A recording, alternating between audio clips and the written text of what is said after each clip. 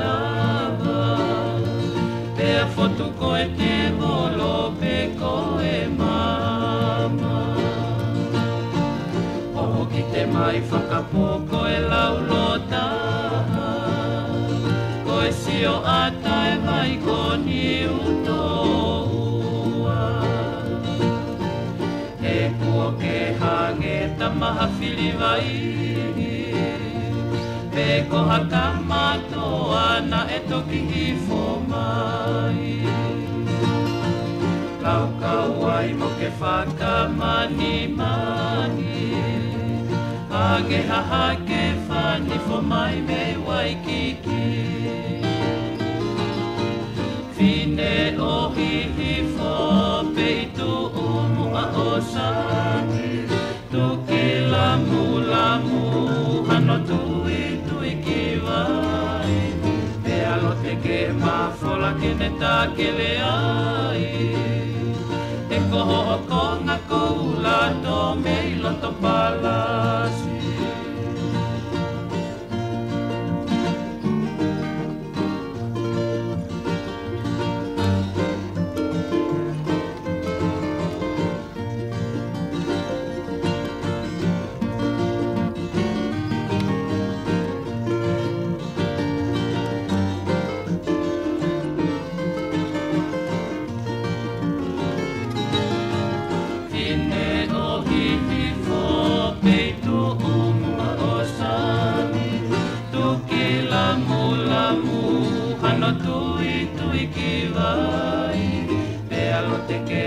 Fola ke ne takele ai E koho konga koula to me loto palasi Kulu to momo oe paki moe toi Pito i ngalau oe halatui Ue kisiliwa oe piu o tawhai Koe lai peno ia oe o tukongani Ka koe na aho papai paono Moho sisi ne fungani kori toto Na e tui peia me ono aho E koe fua ia a fui maono Neno hihi fo peitu umua o sani Tuki lamu lamu hana tui tui ki vai Te alo te ke mafola ke ne takele ai E koho konga koula to me loto palasi Neno hihi fo peitu umua o sani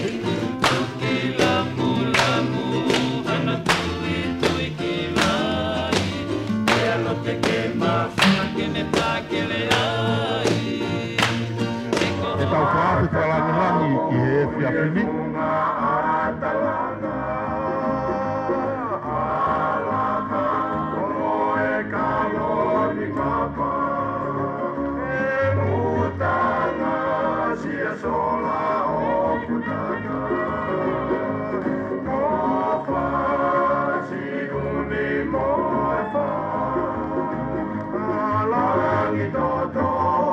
E whiwhine enu ona e aho e i hao ni. Tau uhinga e tau i he ni. TauFa'uli'uli Taumoepeau. Tau whiko o furu. Whawhetai ki e ne hao sia mai e uaki ngu. I give you the birthday lady of the day, birthday girl of the day, TauFa'uli'uli Taumoepeau. Soke, soke.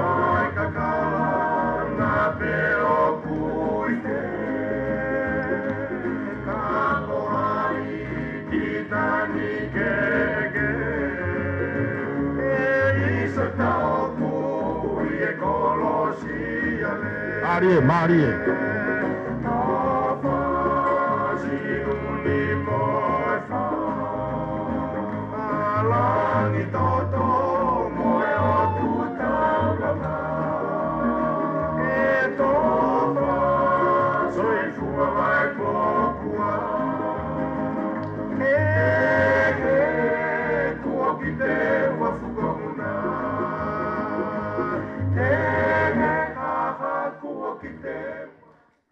Mō me ai whā. Ki mo ka mata tau katoanga, o ku tau kei tari foki heni, ai fui lupe o loto palasi, koe tau kestofona ia i e whiawhini, koe tumuaki ia, koe tumuaki e tau katoanga e whiawhini. We are awaiting at the moment for our special guest for this afternoon birthday celebrations, Honourable Halaivalu Tupou Moheofo to arrive, as well as Honourable Ana Seini Tupou Veihola. Fui lupe ni o loto palasi, tako ulavei o kuna mea pe o tari mai meitua. E te tāpe mo whasikehe, ke mo me ke hatpe kau tari ke o mai, ai hongo whaafe whalangilangi o e whiawhini, kātak peto i mata. Mau be batala mai, ka tau ka mata ke e whiawhini,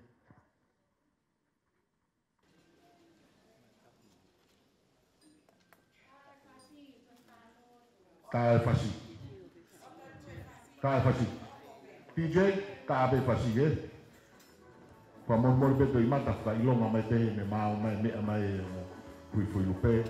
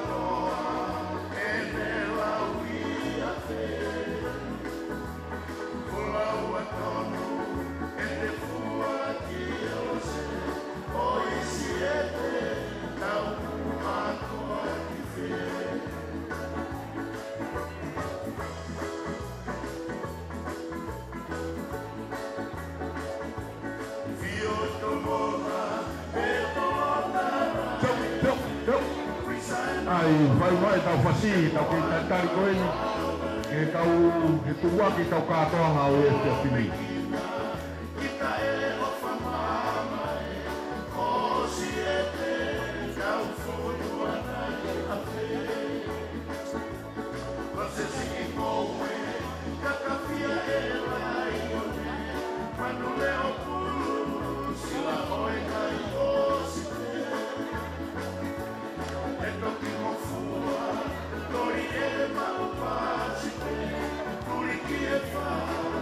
Eu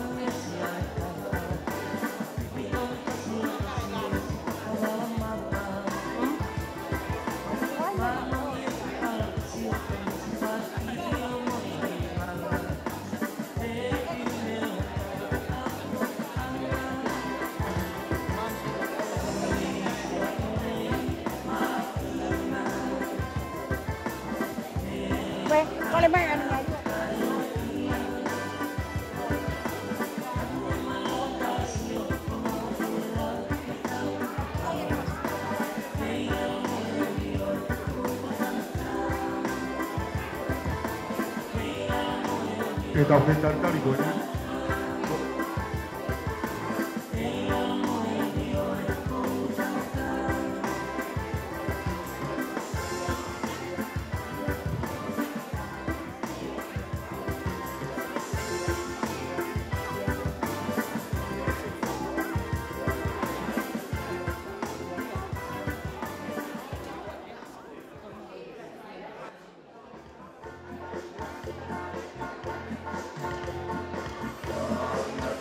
O mea hata, kau kare taha, e kau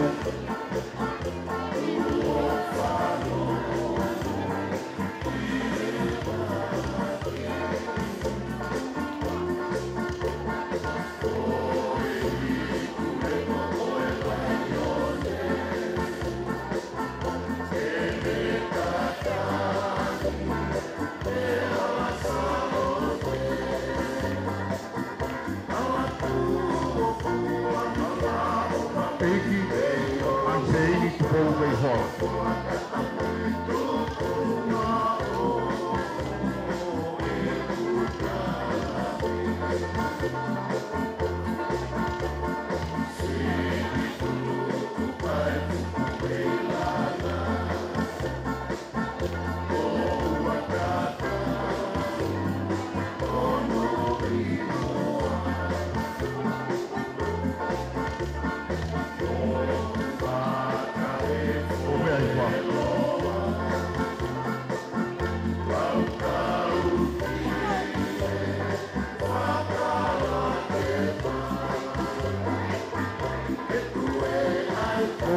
Mai pasiva tahai e omo uwaki tau Katoanga'i e Sepitema e asei i Taumoepeau.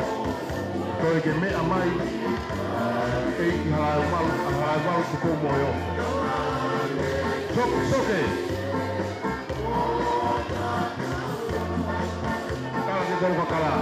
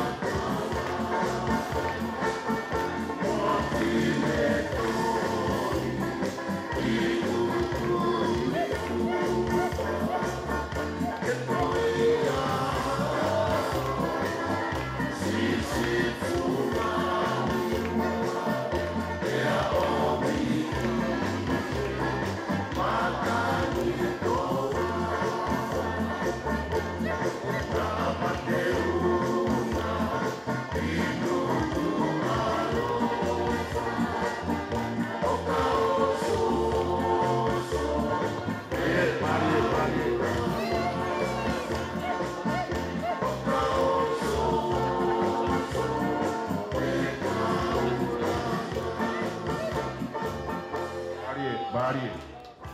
Tama pe DJ tau mai fasi tau ke tatkari koi. Mea pe eki ate. Kumu i hola ka roa peke. Mao mai e tau.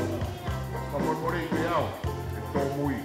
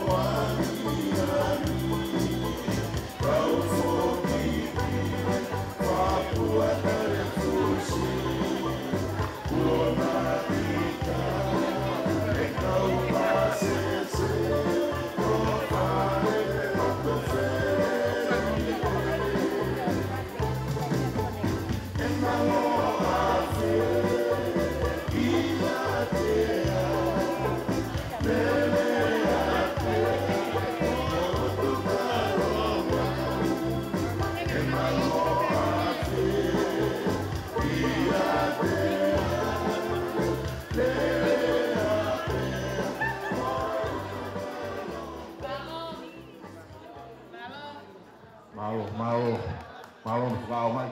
DJ, o au mai e tau ke stofona ki lau. Umea ilalo mi mea hake patau kamata.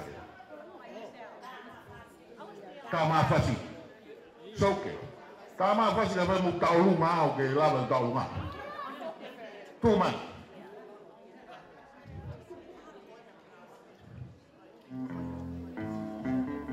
Soangi.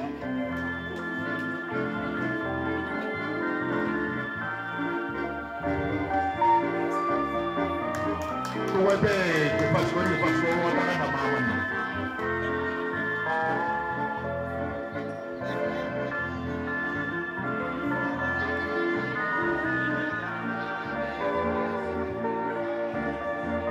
Kaya ngai mai ko ala ko kumwa ko ta tiya.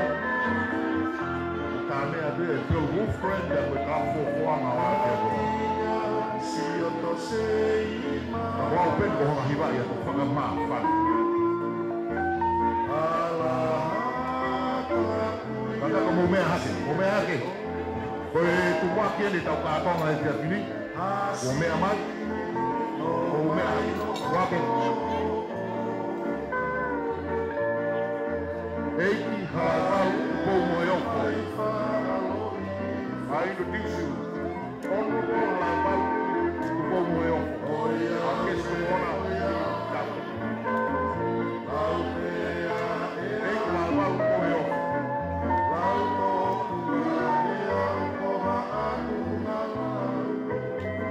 É mais ainda.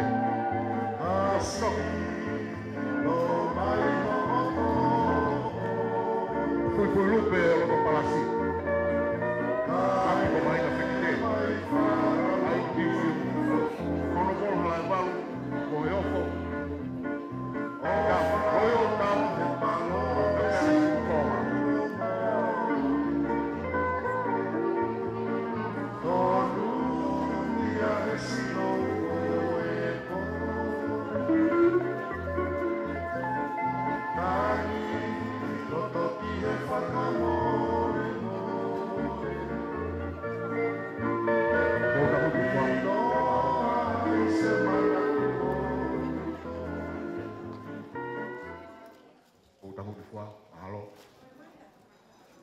eu corei ni que a haini tonga a mormore que taurea karitari e te atini haini tonga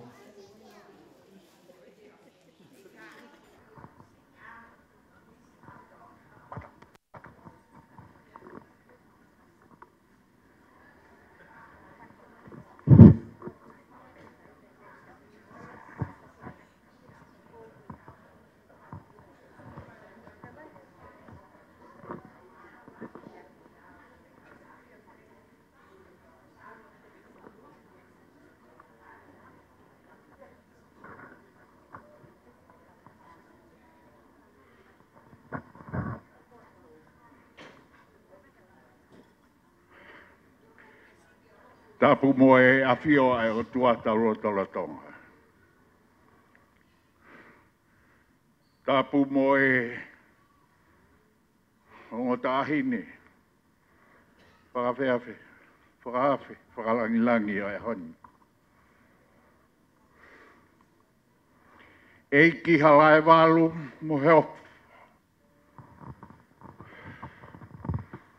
Eiki ana seini tupau wei hola.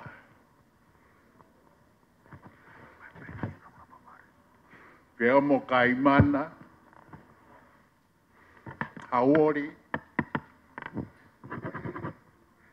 area motua. Tapu moho ik,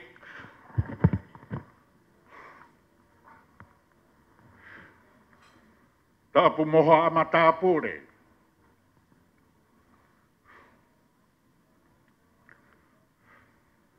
Tapu moha takilot. Kai uma. Ai ngā aonga whamiri. Hoki tonu ai. Fai'aho koina. Tapu moe. Whiwhine kōna e hao. Taufa'uli'uli. Ko e kui ai wei kune. Pea kou whakapapalahi atu ke te koe. Pea kou kore ke uwhanga he whakatapu kotoa pe, ka ataka te au, ki whai whakahoha a koe. Whawheta, ke i whakalau maari e, te rei, i mautoro. Pea mou mea mai he aha koe ni, ke whakalangilangi. Ai tau whitunga fulu, o Taufa'uli'uli. Taufa'uli'uli o e aho ni. Ai au tau hingoa ke Taufa'uli'uli koe. Ka ko hai e tae whiwhi ai, mo hakai e langi ko tau. He aho whakakoroa koe ni. Tari le rei ki mautolu. Se taita. Aristen malolo. Yes. Mero ti whika uma. Hohoa. Maika ki ngahoi. Pea pehe ki a teki mautolu ko toa pe. Mo mea mai he aha koe ni. Koe aho e ni e whia. Koe aho e ni e haka i langi tau. Koe aho e ni e mawaba. Koe whia mo eiki. Koe aho ia koe ni. Ai a hoko ai e tau whitunga fulu.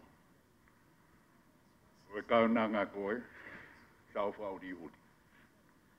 E a kou whia whoka koe he ni a Lord Beikuni. Ka uma tu whine kon ko waita. Whawheta. Koe tau hi bea e o Fiema'u. Neongo kai ke tau he ni kotoa. Ka ku he ni be ai o tua whakataha mo ki tau tua. Ko e aho eni, whakamahi noa e tuku whahoro. E hei kai te ulawe au i ke tuku whahoro, mou mea i te mou tolu a Taufa'uli'uli. Lahi. Ka mo Taufa'uli'uli koe ni. Tau hingoa ke Taufa'uli'uli koe. Ka koe tuku whahoro. O ki ai tuku whahoro whakalangi. Koe tuku whahoro ia ia si sūkarai. Tau tuku whahoro ka atoa me ai. Pea ki ai mo tuku whahoro. Whakamamani ai au tau whakataha mai ai. Pea ka koe ni.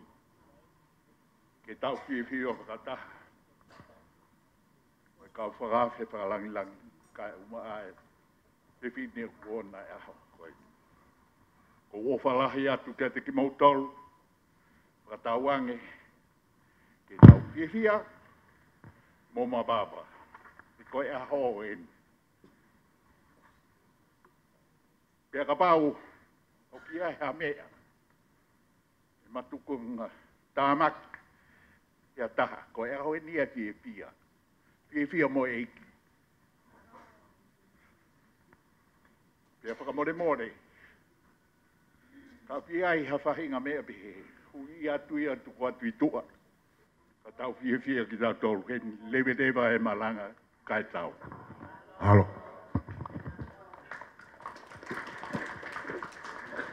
Halo hain. E ko whawhei heni e whaifkau President Malolo e sesi metotisi o Nusilani. Whaifkau si taika. Ke mea mai ke whai e tau lotu kamata mo lotu e ahoni. Malo.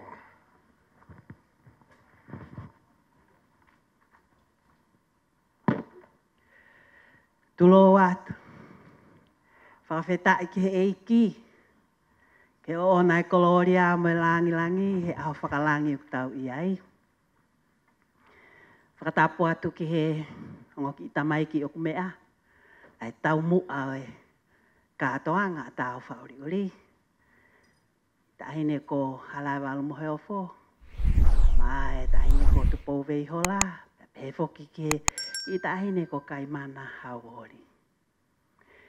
Pea o kore ke whakatapu ki a wae tapu. Moho eiki. Pea hūwhanga moa. Pei kune he talamalu he whakatapu kakato kua whai e whiwhi. Kau hao atuai mo e kōsperi o aho. I he whakawhetai ke o tua. Kau hiko e mea ofa o e aho tau iai. Happy birthday, Eresi Taufa'uli'uli. Taumoepeau. Ke oe o tua ai koloria. Iho whakakoloa mei langi ko Fai'aho koeni. MC, o kulawa tau himi. O kuheni o kau hiwa. Whawhetai. Mole ka tau hiwa. Ke kamata e tau o wau whakawhetai o e aho. Himi e se aswe siri ana te au hongo fulu mawha. Taha wha o e ngahi himi ke tau hiwa. Eiki koe ofa a au koe moana loloto. Pea ngalo hifo ki ai e ku ngahi a. Pea kua ufi e ku kovi kotoa pe. Eiki Koe ofa, koe moana lolo, e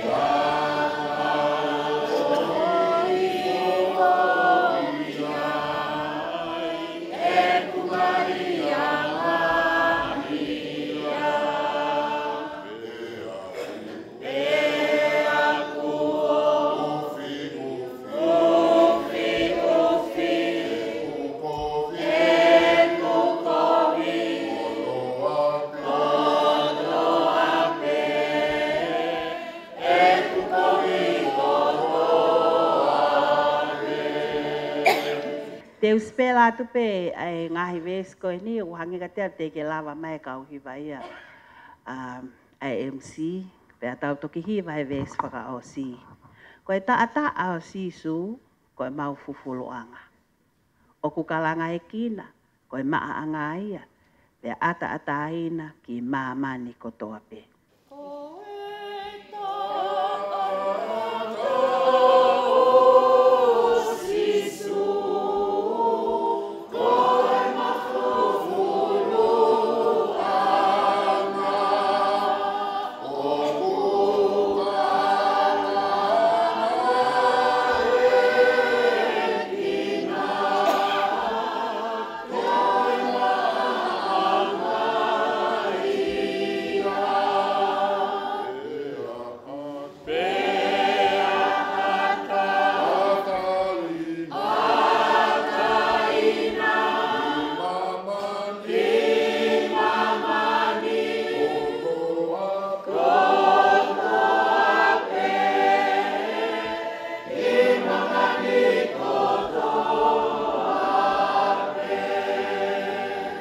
Ves whaka o si i he vai hoku sino, pea vai mo e loto.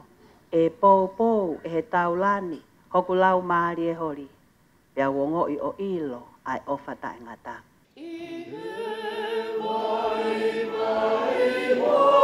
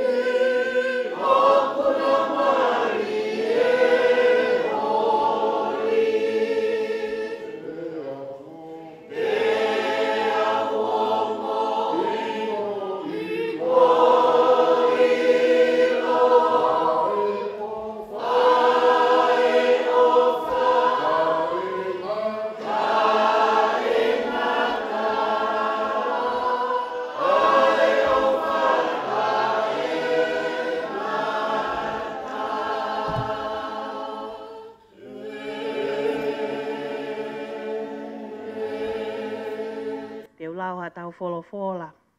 Pea koe kōspeli eni o e wikeni, aia koe resonia ki a pongi, e res Taufa'uli'uli, to o me ai hoa kona ki, he aho whakakoloa, koe tau whakatohi tapu o tau iai. Kōspeli o si sukalaisi ono hiki e sione, pea koe resoni o e wikeni, te uto o mea e ngahi vesi koeni, vesi hongofulu mā taha, ki hono hongofulu mā walu. Sione wahe hongofulu, vesi taha ki he taha walu.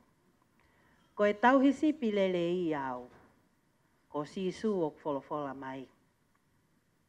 Ko e tauhisipi lele i au.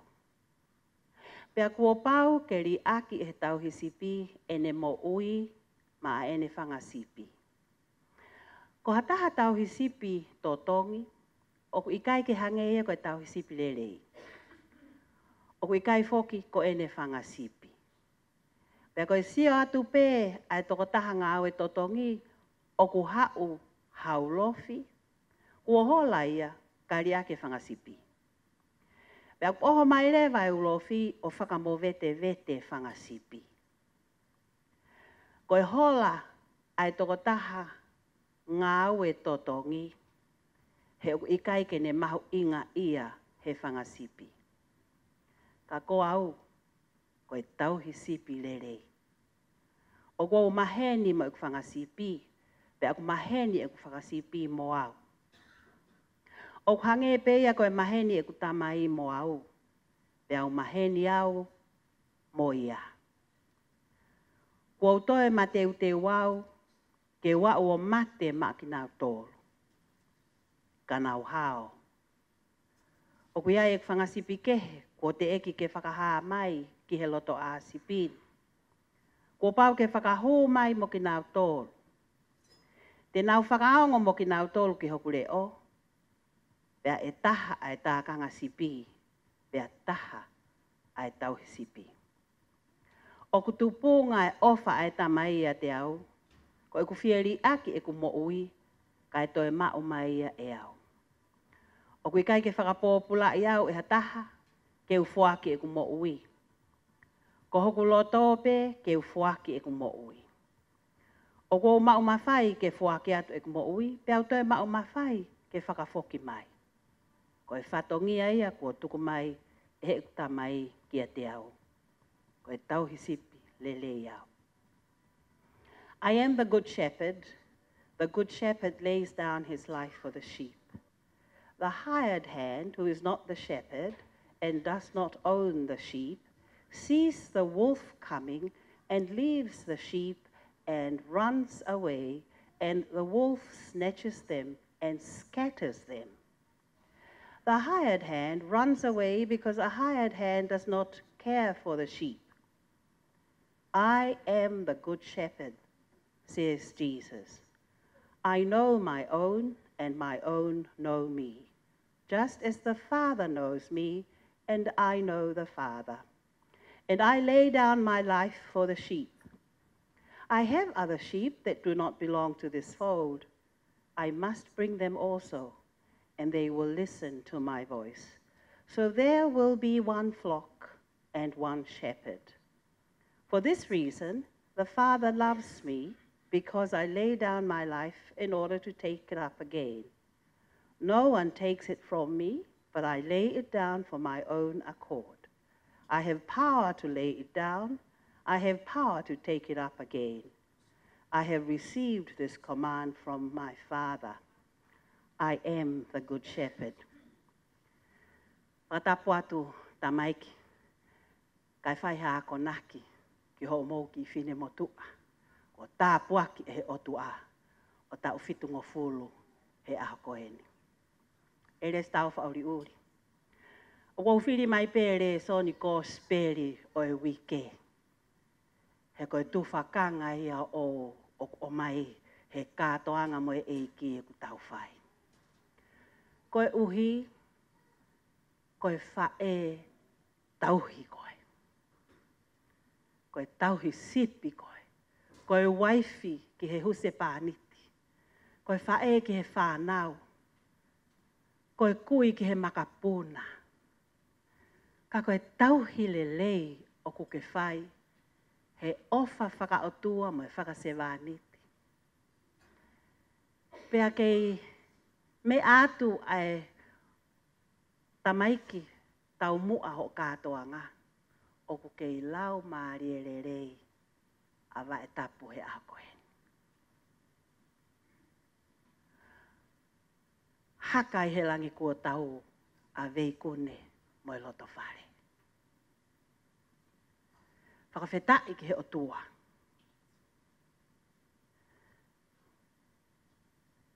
O ko salute ki he loto whare o wahai mo e family lavulo. He pōtama.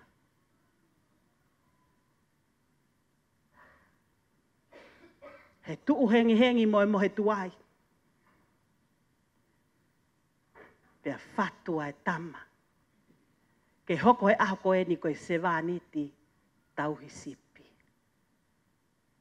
Eres Taufa'uli'uli. Ka koe role model ko sisu kalaisi. Koe tauhi sipi au e ngahi tauhi. Ko sisu koe e sipinga e moui. Koe whakaaki aki mui. He na eri aki alangi mohono masani. Na ika i lau e ne eiki mo e tatau mo e otua. E koe pirinisi au e meri no. Koe bright morning star. The lily of the valley. Koe tama hao a. Ai lamita e mere ai otua. Na ika ike ne lau e ia. Hono eiki. Hono maa oni.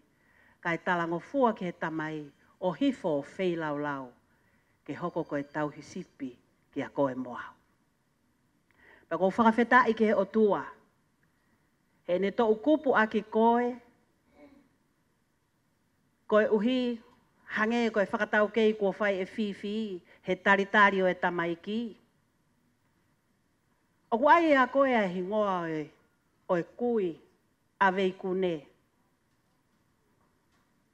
Eresi, whakawhetai, koe otua, o kune whakakoloa koe, a ki eivi moi mama, moi ofa whakaotua, pea ke hoko koe tauhi rerei he a koe. Pea ku ngana peia, ke tua et neni, o siriwei no si, mohina moi whanau, o tala Katoanga'i. Pea nau mui, he takawhalo e tamaiki. Ke whaiha whakawhetai ki he otua. Ko hi koe koloa, koe loto whare o veikune, koe omi hawhewhine tauhi sipi hange kokoe. Pako hoko sia e tau fitu ngofulu. Whakawhetai, lau monua fisi moha amoa. He whakakoloa e tau whakaotua. Ko hoko koe uaifi lelei, o ke tauhi whakatauhi sipi. Ke whamiri, ka inga, ka hirio, ho o whai te o wheilau, he huafa o sisu tauhi sipi rei, ki a ho iki. O mautala monu atu, ko e nai au e aho, ko sisu Taufa'uli'uli, ko sisu monu ia e loto whare. Ko sisu hange koe whakatau kei ne whai e whiwhi. O ai a koe a hingoa o e tupu anga. Pea ke tauhi ki a hou eiki. Pea ke tauhi a e tuunga whare a e whekaukau aki hono lalanga e whamiri. Pea lawe manua fisi moha amoa. He tāpu aki a e otua. Koe omi hawhewhine. Koe tauhi, ka koe tauhi sipi, angi mui i a sisu kalaisi. O mau tala monu atu, ke mau haaho, o ku mohu he tāpua ki o e ofa, hau e o tua, o ku whakatauhi sipi rerei ai. Tala he kospeli o e aho, o ku iai pe mai ngahis whangasipi ke he ia Taufa'uli'uli, o ku kei toe, ke tāna ki katoa mai. Ke mā opo ai loto whare, ai whamiri, ke tala ko sisu kalaisi e tauhisi pilelei o kukeangi mui ki ai. Mau o fatu, pe whakatawange ke hoko e katoanga e tamaiki i he whakawhetai o tua ho aho fitu noa he aho ni. E langi langi ai ai o tua pe tala ai whatongia ke tau lotu. Tu i o taimi mo i tāniti o mau punou atu ke he awhiona. Mau tāpa fua ho hua whā. Sā taisi hova, ela eloha. Ko ho o mā i moa. O ku whai wao lai a whiwhi. He ki i kātoanga e aho ni. Ka koe whakawhetai o tua. Whakawhetai o tua. O ku mau kau whakataha. Mo halai walu mo he ofo. O maat pou mei hola. Mo kai bana. I he whakawheta. Ko angi e waetap. Ke mau whakaapa-apa ki ho o awhio. He omi hawhiwhine. Ke hoko koe tauhi sipi. O angi mui ki he awhiona. O ku mau kore atu ke whakateunga ia. Aki a ngahi nau whakalangi. O e tauhi sipi lelei. Ke molo mui wae ki he awhiona. Ke hoko aine tauhi. Huse pāniti, tauhi whānau, tauhi makapuna. Ke hoko aine tauhi hou eiki. Ko e angi mui pe ke tauhi sipirerei. He oku mā opo ai whāmiri. Hange ko e lau ai gospeli. Ko e uhi, ko e angi mui he tauhi sipirerei. O tua o mau kore atu tāpuaki pea whakamonu ia. A ere si Taufa'uli'uli he aha koeni. Toi omi moha ngahi tau lahi. Omi moa ke lahi si ono ngu. Ke whai aki ai whatongia. Ai tauhi ke matauhi. Ai whamiri. Moi hou eiki. Ke tauhi ke matauhi. Ai tala whatongia kua uki e tauhi sipilelei. Ke whaki ai kotoa. Kai mo ui ai tākanga. Haleluia. O tua e ke he tumu aki o Taufa'uli'uli. Ai tāpuaki whakalangi. Pea tuku ke tawhehifo. Ke tauhi o kune whai. Ai pani ho lau maari e maa oni oni. Mau kore atu e o tua tāpuaki mai. Ai whangaki i tamaiki o ku taumua e he mau kātoanga. Tāpuaki mai a veikune. Tāpuaki mai e whamiri whai. Ke hoko e mau whakataha mai. Ke tala e langi o e awhiona. Ko e mau wangi mui. Ke tauhi sipirerei. Ka ko sisu ko e kalaisi. Tua ka iai ha mau fia he aha koeni. Ka iai ha mau tau olunga. Ka iai ha mau lea. Ka iai ha mau tula whare ke he tamaiki. Ke hoko kotoa pe ko e fia he eiki ko sisu kalaisi. Ai tauhi sipirerei. Kua ke whai e tauhi o ere si o hausia e fitungofulu tau o e aho ni. Whake ate mau mo ui, kai umaa e whiwhine o e aho. Ke tō ukupu aki e awhiona. Tauhi mai ai huse pāniti, kai umaa e whānau mo e makapuna. Ke iola ai tāpuaki whakaotua he loto whare o fisimoha amoa. Pea whai ai e ne tauhi o angi mui he tauhi sipirerei ke he ke langi hohua whā. I he e mau mea kotoa. Ia sisu kalaisi ko mau eiki. Amen. Amen. Kore atu ke tau hiwa tuku. I he himi whāngeau fitungofulu mā whā. Whā fitu whā.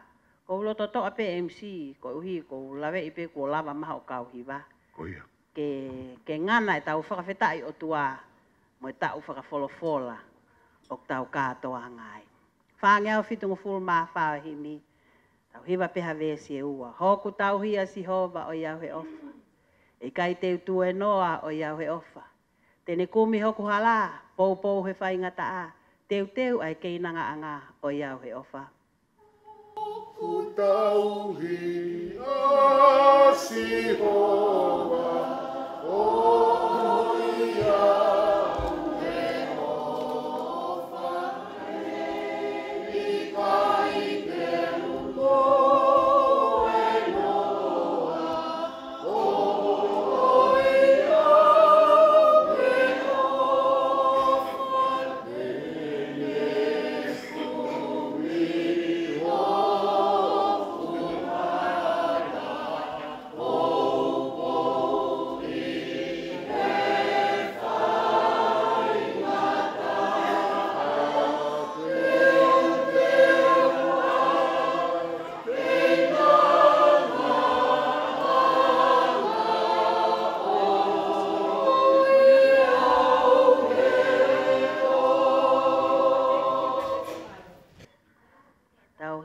le si whakaosi.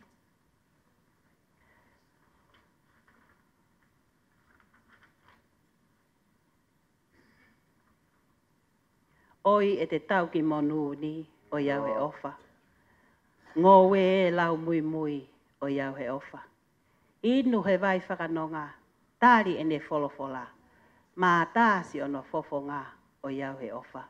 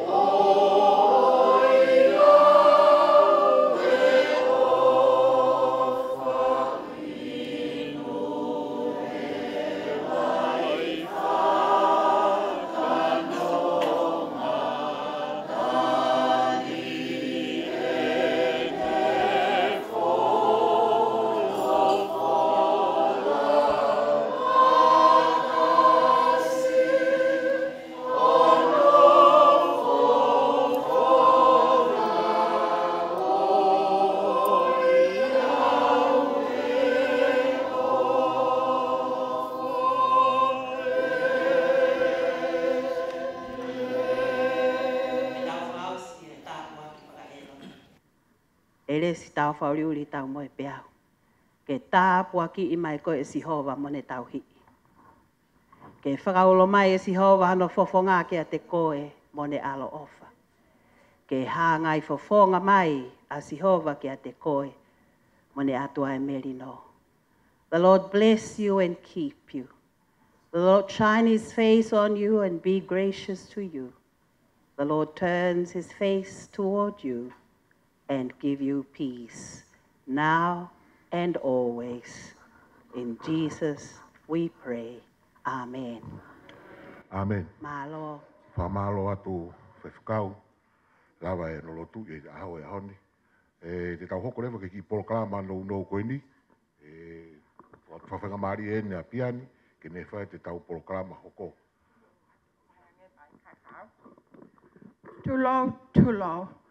Tulo atu. Moi mafu o pilo lego. Koko ingoa ke introduce ya da. Ko Caroline hola tuita. Ko kufie tu upe o whaka mahino atu a hao whanga. Ko nduku alofa ko toa hen. Nau ilo i e whae. Ko hono hingoa. Ko Eliza. Alea motua. Leicha. Tiale hola. And I come from afar. Ko wholope tau nofo muli. Ko tu uhain mo fie pia. Ke tala e ku ofa ke tahini Fai'aho. Tulo watu mo. Panga princesi. Ofa hulu, ofa la. Yatka ki motol. Pea koe mea koe ni o ku hoko e aho ni. We can't explain it. It's our life. We are Tongan. Ko toki ilo he ahoni, ai mo ui whaka ofa.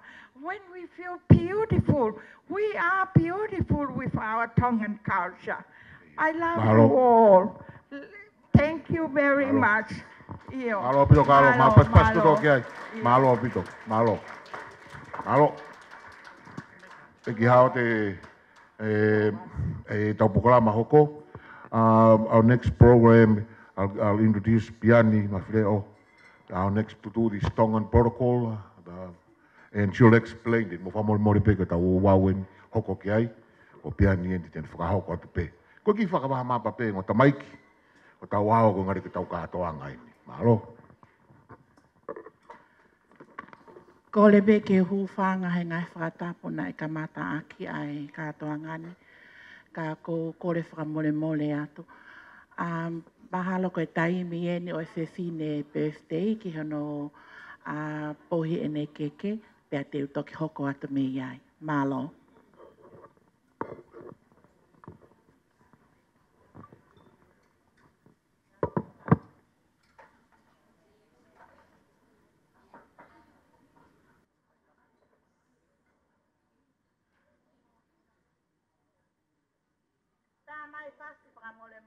DJ, katako tā maha fasi fa mole mole.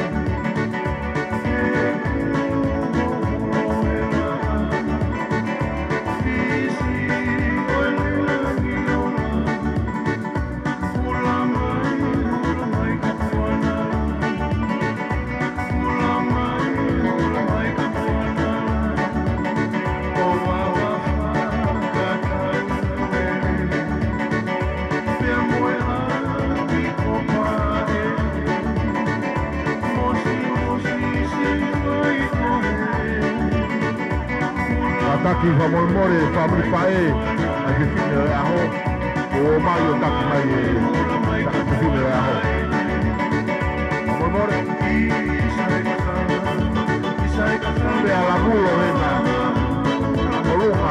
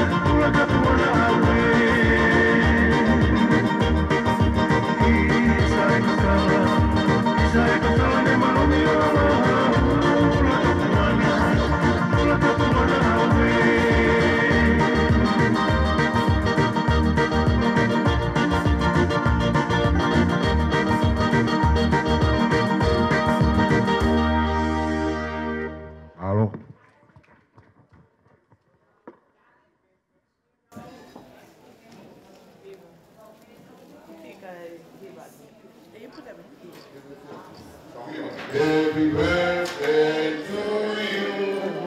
Happy birthday to you. Happy birthday, Taufa'uli'uli. Happy birthday to you. Happy long life. Happy long life to you. Happy long life to you. Happy long life.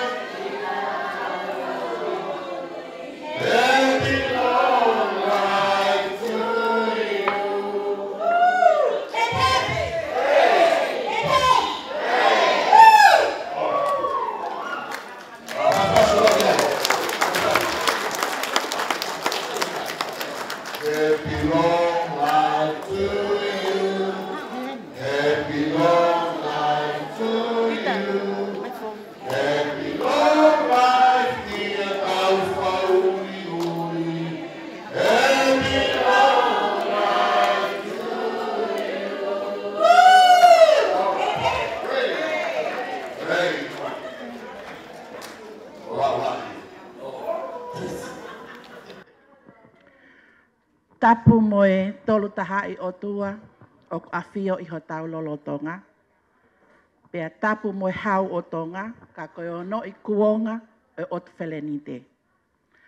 Tapu mo e malata o e fotu a Fiema'u, mo e otu laine tupua o e veikune ki vai, mo e tonga whareola.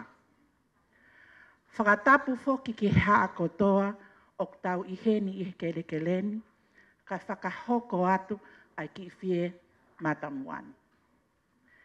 Mea pe mua e ongo e malata, wakalele langi o e veikune ki vai, e ki halai walu mo he ofo a lea motua, pehe ke tahine ko ana seini tupou vei hola fustua, pea pehe ke ki tahine ko kaimana hawoli a lea motua. O atu ai whakatapu mawahe, ki a leiti no po, wa e tapu, aho me, pea pehe ki he awhiwala o e nea fio, no pele peikune. O atu ai whakatapu makehe, ki he toke tā ka koe whaiwhekau Palestine malolo o se asi metotisi, mo haa whakaolunga tonga se taita ki na hoi, pea pehe ki aki mou tolu kotoa pe o kumoi hen. O ku pata ai whoeloa mo e ka whaloto o e ka ingani, pea haka I he langi tau, ai loto whale veikune I vai, mo e tonga whareola, I ho mou whakakoloa, ai whakananiwi, o kwhaiat ke whei tuuna, tuunga I he whine motu au e aho koeni, ka koho mou ki ngoto umu. Ke atonga mai e, he kua toka one esiko vuna, ai api kolongo akau, mo sailoame, o whai e whatongia, mo tariangi, ki he taua. Ke po wake ai ofa, mo e teke langi, ki he ongo wheitu una. Ka teu wheinga pe ke turikaki ki he tala o e aho, mo e whamiri, te ria na upaki I halo te rie. Pea kou kore whakamore atu ki he wheitu una, ke tuku wange mua pea whakaata mai se aku whainga maari, ke ngau aki ai lea mahino, mo e whiunga, he koe whamiri koe ni o nau loto ngalo. Pea ko alu pe taimi, pea moe ngalo ngahi loto, pea holo hifo, te kovi moe manatu. Kai oua te nau whanongo ki hamea, ke whakahoko koe o mātu tonu e nau whakakaukau. Kai whai pe tala e whamiri, he tuku, na e whau, ai whau moe whau. Pea tāpua ki whakalangi o tau tutupu ai. Ki motolo koe ke mohanga o lawe e whin motuani, ko koe ngoa ko piani.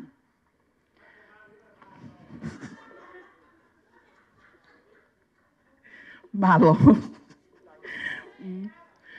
Whakawhetai, koe anga le vaeni, o e kulawe, ke whatongia koe ne ahoni, pea ko loto ai pe ke utukuange atka ki motolo, ai anga e tau whetu utaki. Pea koe kai ke uhinga hono o hake I heni, ka koe Fiema'u ke Tau'uli'uli, ai konga katoa koe ne kau veikone. Ko tonga whaleola mo Taufa'uli'uli, aia koe whae a Taufa'uli'uli, ko fuspala pangai, koe ofefine o fotu me he tāpau neono. Aia koe kau veikone me kau nofo at koe ni koe kau pau neono. Na ia ilewa me whangatoko ua o sa yas veikone na nau tamaita. Na ia ului whare fisi, kefu, mua kau ola. Pea, te ulawa lewa ke whanaua o sa yas veikone. Mo ne whanau, aina leko te toko hongo fulu. Na nau tō lahi taha, na nau tamai taha. Koe lahi taha ko ino ke fotu, Fika ua ko whewhine ko kasani talupe Eva. Fika tolu ko akanes tonga laukau. Fika wha ko so sa teki veikuni. Fika nima ko lavinia tupo. Fika ono ko tapa atoutai. Fika fitu ko mere tuna kaimano.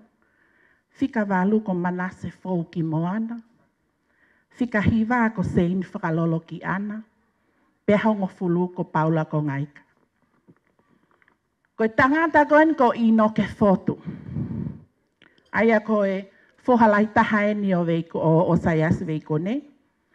O kutupu ai a kupu a vanua, koe kupu kotoa pe i tonga, koe tupu mea ino ke fotu, koe fohalahi ia o sayas veiko ne. Pea ko ino ke fotu koe ni, ko hono moko puna aeni, hufanga he whakatapu, a kuinsalote. Aia ko ino ke fotu ia. Koe o whewhine o ino ke fotu ko tupo utua, na e maari mo timote, rātu timote, tupu ai a takopau meifisi, aia ko e whanau ia a ino ke fotu. O kātaki pēkai. Kau ki he laine koe na ino ke fotu, kau whakaiku hu a kau ko toa pe, koe whakamogopuna ia o ino ke fotu, ko kalaire moe, kalas koe a sipu, koe makapuna ia o ino ke fotu, kalaire sipu moe kalas koe ia, koe makapuna ia o ino ke fotu. Aia o ku hoko atu ki ai, ko si aos moe ngā ngongo, whanau ia a ino ke fotu, pea ko si aos moe ngā ngongo nuku haana te maleti, ko ene tāmai na te maleti a o to o taalo. Nei kau he to o whakamau ko eni ki he hiri whakalauni o tupo whaa pea mōko. Huwanga whakatapu. Pea hoko atu ai aso sai a kalauta, luseane anga e whonu, ngahi tohi ko kunsalo te ku mention ai whewhine koe nina i Pares, ko Anapuli, Eleanoa, tupo utua, seone tupo lakai mo tupo maluhola. Whewhine hono wako kasanita lupe Eva, na e pekia i kai haane whanau. Fika tolu ko akanesto ngalau kau. Ne mari e whewhine ko ni mo paula kolo ki vai tupu. Aia ko tui hate iho ia, ko uhinga ia o ku veikune ai e tui hate iho. Ko uhinga ko whewhine taha ko ni, he whanau a o sayas veikune, na e mari ia pa mo havea tui hate iho. Ia ia so nevuna, salo te mamau taimi, halai valu, tupou whangaafa, fuspala pangai, pea mo ke repi forilangi. Ko e whika whaa, tangata ko so sa te ki veikune, aia ko e whohalahe o so sa te ki veikune a foto a whare whaa. Nei matli a foto a whare whaa, pea mo mere wāhoi, ko e na whanau ato i fua, he ui whanga aho me, lala aia na e veikune, pea ko e kuia ai ekno pere lolotonga, ai ko e whohaia o sayas veikune. Na iai pea mo mere nai te uheina, fuspala pangai, ko e ne tama ko e ofewhine no so satek, ko e ne tama e ne maa atu. Ko la tutu aefe, Ameria tonga, tupo angai no whekita uto i ka manu mo i ka lasko ni Newcastle. Viliami ki na hoi, ko e kau ki na hoi yeni o ki heni. Pea ino ke mata whanua who'o, ko e whohai a taha so tāteki. Aia ko e a eiki eni a Princess Merenai te tui perehake. Kau ki aso siwa alo, ae ko ia ia mere alo mo i oto. Pea mo e toni tonga, ae ne oktupu a haini. Ko ia ngai whetu utaki, ko e whanau ia aso sa teki veikone. Ko e whika nima, ko e whewhine ko lavinia tupo unua papu. Na e maria mo se mis fuapau. Pea ave te vita onga ki wawa o tuki pau muleva. O whakamari i e se mis fuapau me o whewhine o sayas veikone. Mauaho na o whewhine, ka koe tama alamnia tupo ko Sicilia wawahea. Na e mali lewa Sicilia wawahea mutu i wakano si ua kaho, o ia e na whanau, ko kiu tu i wakano pia mo Olivia Peka. Aia koe kuia piani. Ko whika ono, ko tapa ato utai. Whika fitu, ko mere tuna kai manu, ko whewhine ko e nia mere tuna kai manu, Na e mari mo e sau tupou mei fo ui. Whareo maafta ki nima pia mo wahai. Ko e na whanau a mere tuna kai manu. Ko sona tane tupou aine o kuiaia. Maafu tupou ko na e ko wana wawau. Ko sa teki tupou. Ko e whanau ia a mere tuna kai manu. Whanga mopuna a mere tuna kai manu. Ko whewale aki. Whamau whaalere aki wawau ke api ko no tōkanga hahau. Ko e api a whewale aki. Nei ine whanau ko kei mo uia ia a kanesi o kui Nusilani. Pea mo tuifua si si tahaka ne kai a whanau. Ko whika walu ko manase fōki moana. Na e mari mo e o whewhine o a kau ola. Ko e tawhaaki eni o e kau taunga. Whare tau mo e a kau ola. Aia nei ai whanau ai ko sio ne tupou a kau ola. Pas namu mo mele tupou. Me osi e. Sei ni whakalolo ki ana, pe kia e kai aha whanau. Ko whika hongo fulu ko tangata ko Paula ko ngaika. Pana ia ine whanau ko pensimani pānuve. Tonga whareola, kuia e whewhine ko nuhanai aho. Tapa atou tai, vai Nikolo, tupou a ngafa, vanisi. Ko e whangamakapuna no vanisi na nau whai e tao e keke birthday. Ko hono uinga peha no whakalea atu ai mahu inga o e family. Pea ko mooni e whakatonu lea tamaiki. Kaila papaalangi, well. Kai whakatonga ngā te tonga, vai tupu. Ko e tahi e tamaiki. Ko mo wafi toko lahi. Pea koe wahe. Na e tāpua ki whakalangi o tau tupu ai. Pea au ku Fiema'u ke hoko e ngahi umea whakafamili. O tau whakataha ki hawheitu o taha. O ku kai teu wheinga ke toi whai ha whakamala ala i ha toi tawhaaki. Ka koe tau ngahi whetu taki pēna, seuke. Ko siweri e malata ane o family, veikune tonga whare o lau nau me atu. Ari e.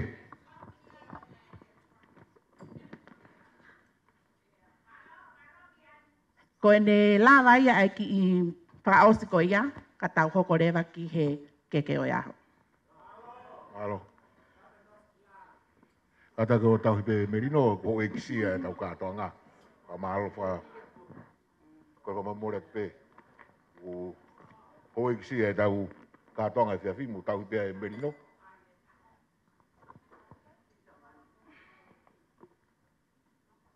O kusai whaku ke te hataha kehen ko ki tau tolo pe. Pe kai law hataha ia to o e whakotutu o mei langi o tau family. He kai teo toi hiki hataha mo whakamore. Ko princess pure e pe me mo onia o e family veikune he koi alo e tu. Pe koe hiki o kui kai ke toi lele haki hataha ke toi tali he koi alo e tu. Tok whaiteri hai pe pui lupe o loto palas. He mea ai nau whihu. Ka koe tau mua e veikune, ko tuku whakaholo, pea e hoko atu, i he alo makapuna o kunsalote. Ko tau i he taloni veikune, he kai toi we. Pea koe talu me he e kukui, mo e whakalangi mohono teke langi tamaiki koe ni. Wheta paki e ngahi e malata, me whetu ngingila family. Koe tumu aki o e keke, tau fitu ngofulu o e whewhine ko Taufa'uli'uli tonga whaleola, Taumoepeau. O kua whoaki mo hiki katoa ai tumu aki o e aho, mohono whangaki i whakananiwi, mohono koloa katoa, ma e taahine princesi pure o tonga, eiki princess Salote mawhile o Pilolevu. Pea koe whahu pe ia o i veikune mo i whewhine o aho. Tua o whātu. Mahalo pito e lava tau ho e wau e keke. Thank you for your patience and we've done that. Ko kore heni ko o ta maiki mo mea pe ka wa o mai ke tau hoa ilo e fia fiho wa mo wa hoa ilo e fia fini te mai ke hiki e ilo e ngota maiki pe mo ho eiki mo tau lave ai ki tau tolu o kokore heni kia kokore heni kia fai fikau so siwa ka yama lavulo ke ne hanga mua fai halotu tāpua ki e tau mea tokoni e fia fini ki atua e fai mai kākia fai fikau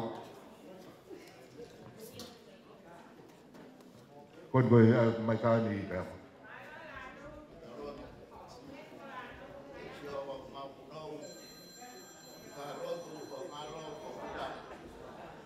Ofa au ato ai afiona ke whakahoko.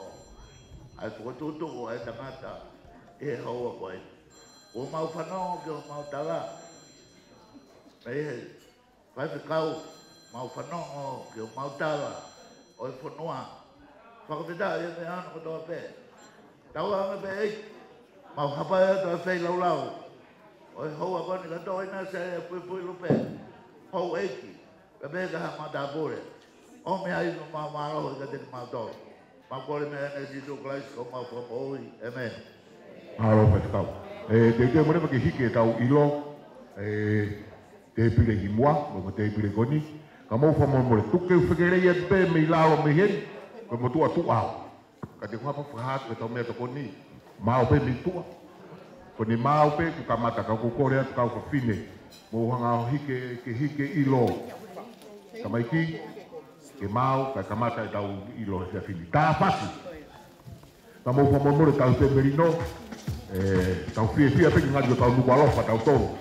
Tau kweke ata e nuwalofa e.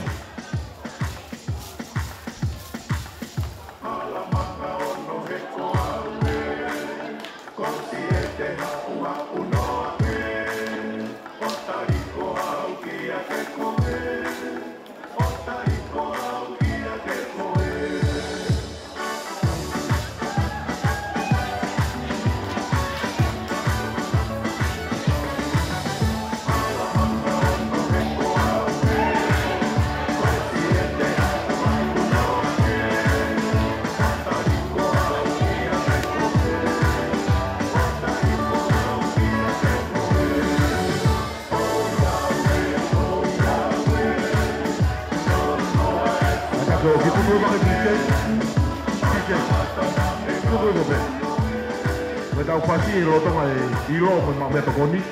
Ugo pe ke tau la to tala no ai. Tau kamata me te pire ua ki ke tau ngai te pire. Taha, ua, tolu, pā, lima, ono, pitu, walu, kiwa, hongo kūtata. Tatu kau, mo wei ki pe mea tua ke tau te pire kona. Tau me to koni ki tua pehe. Teti, tau kamata ka te pire te hoko hoko ata te ngai te pire. Taha, ua, tolu, tau hoko hoko mai pā ma ki te pire koni.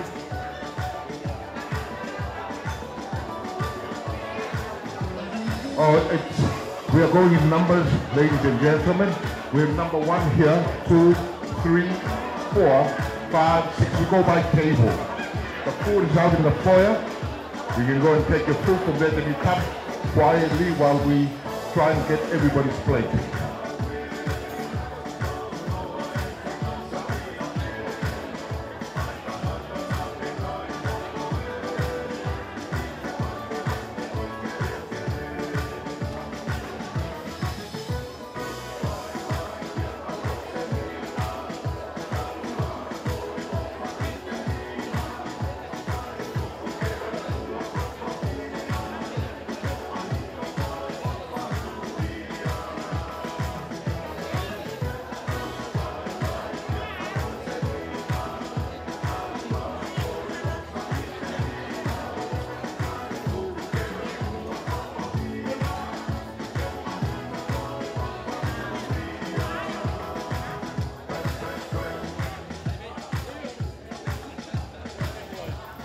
Tehi, koko kwa pe. Te pire ko ni ka pa, te ko tu mo ni a oku. Mo me atu po, anko po. Kali tu get the food. Koko kwa tu pe. O spe ho ko te te pire.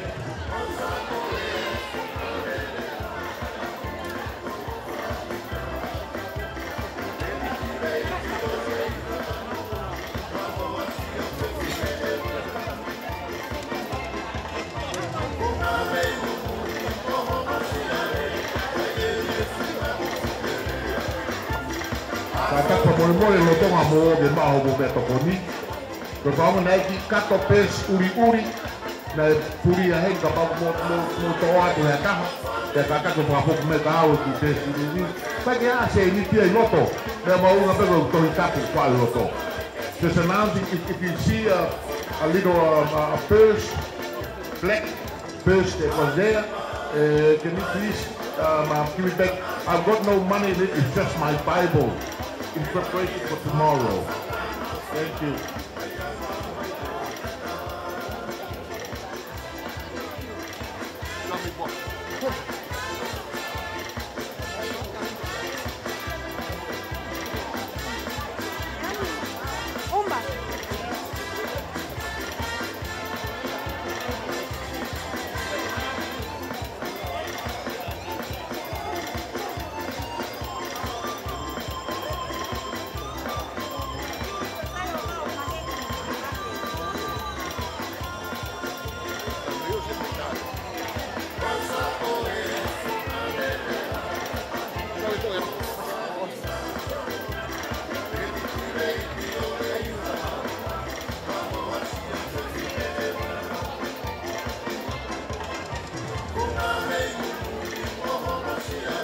Maria, kuma vai no muni.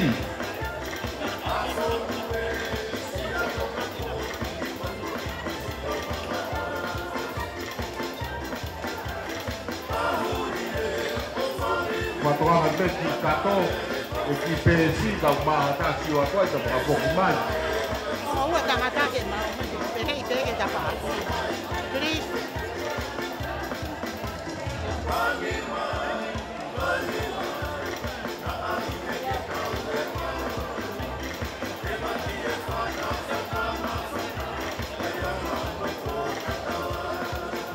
Kaya umay tau luma.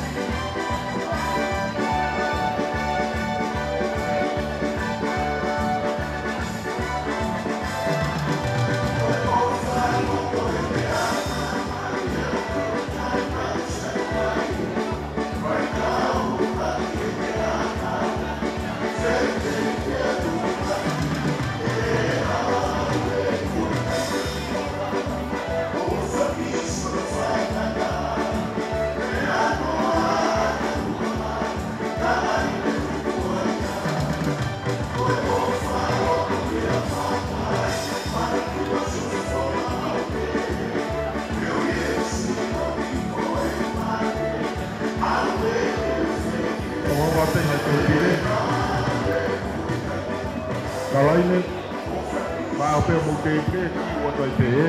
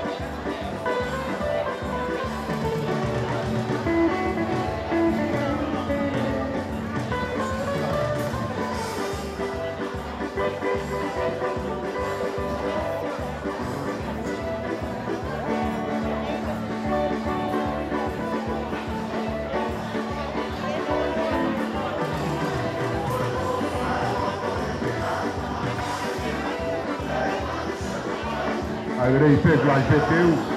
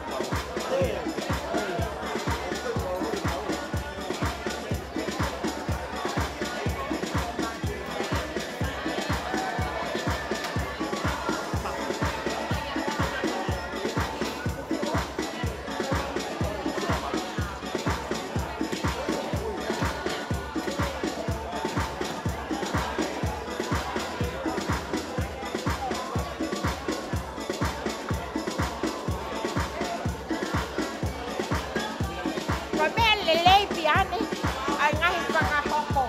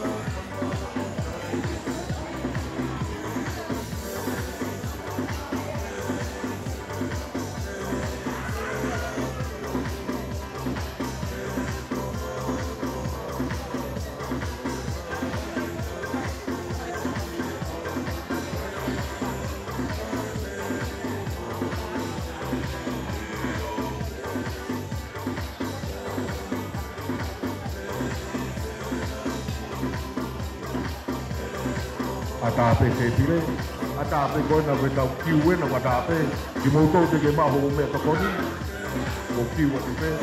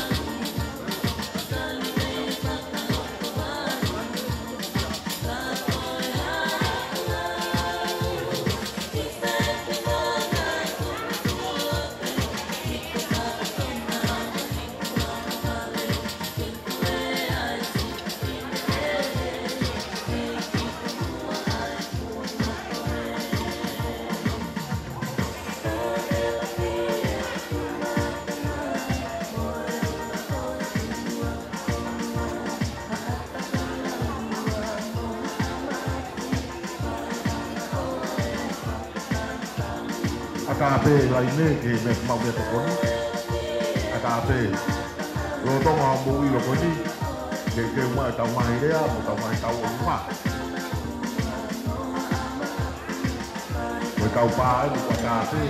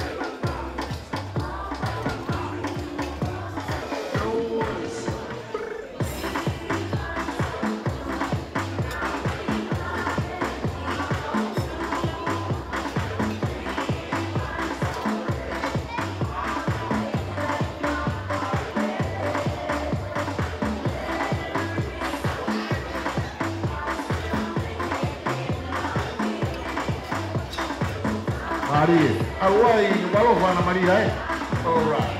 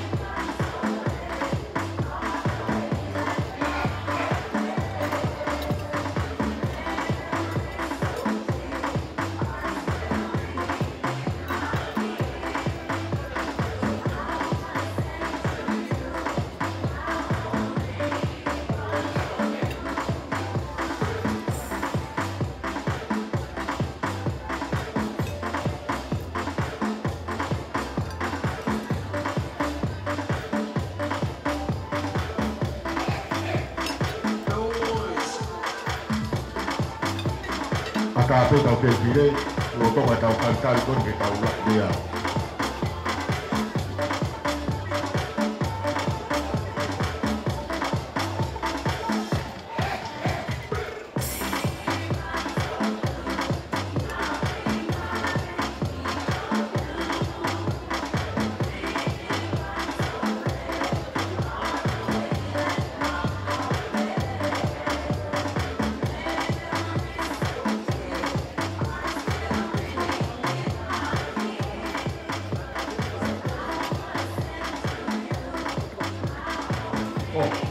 DJ, mole veo ma da una i pas Katoanga'i.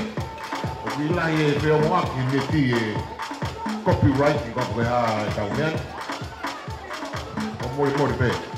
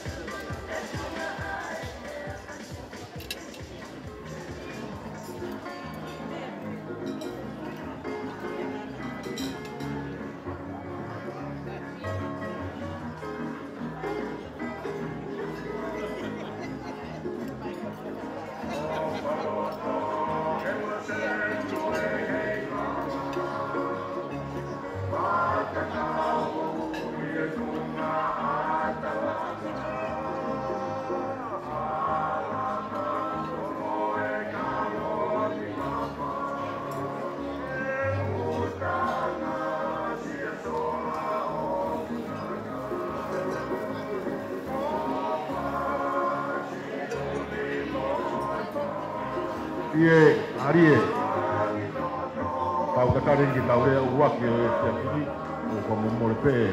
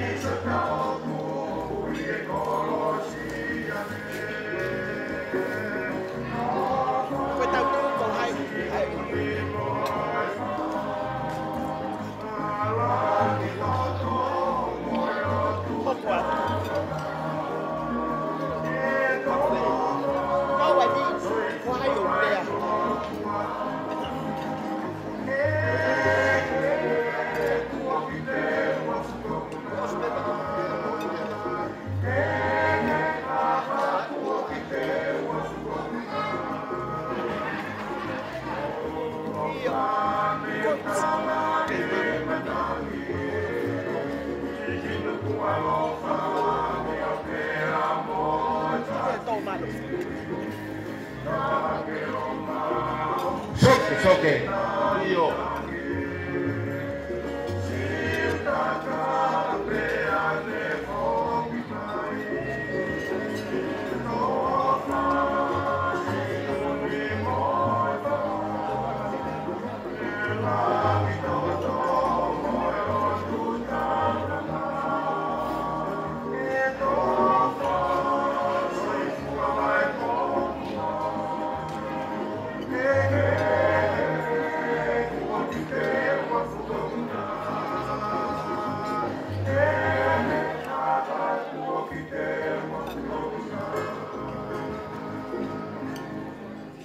Mahalo.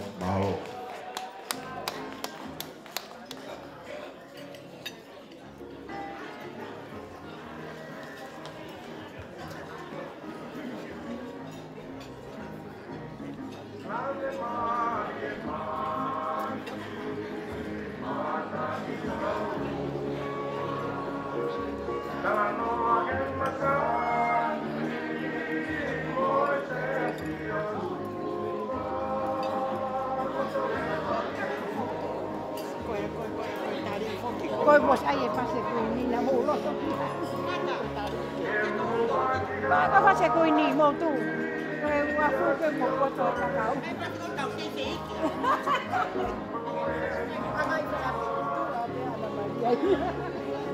Koe hakkoe se taitaa.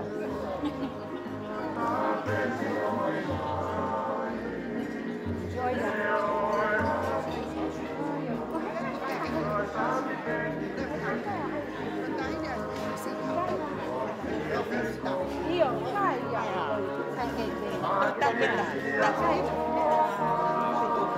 No, waffle. Cái con bé hay không bé ai, cái tụi tay bê. Cái tụi tay bê.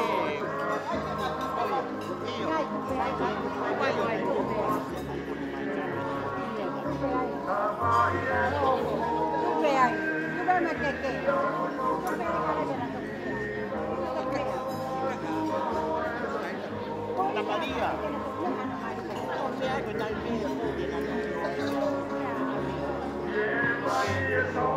Ojo.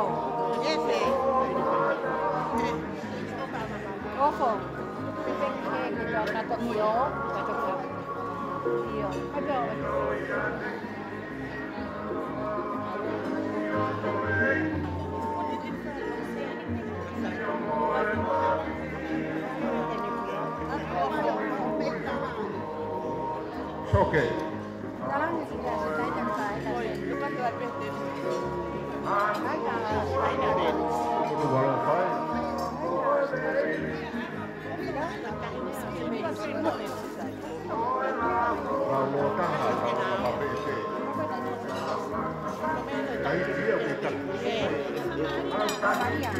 I'll just try and entertain you while we next wait for our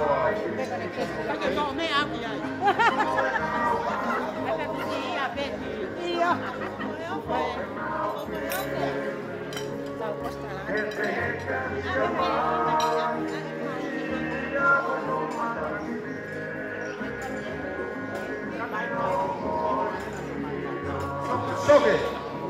Jangan lupa apa-apa.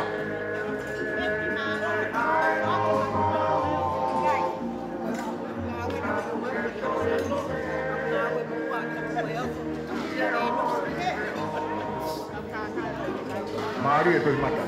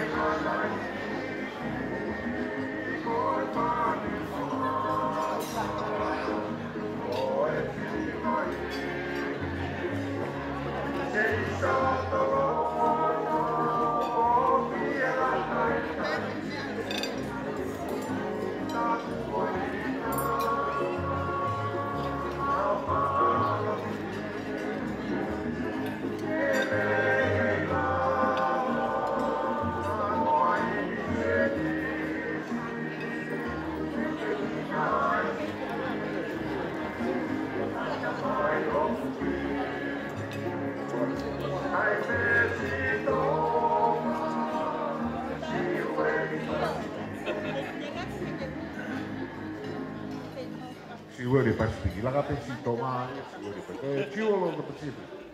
Tai ngai mai mua la ku mua. Mona mo to me mai ke.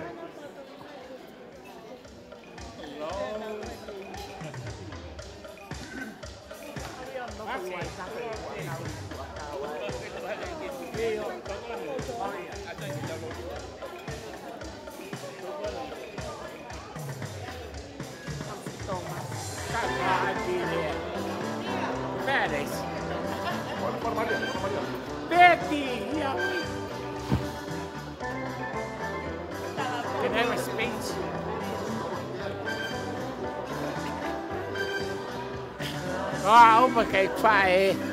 Perché fai l'ore. Che là è una qua a tu ia.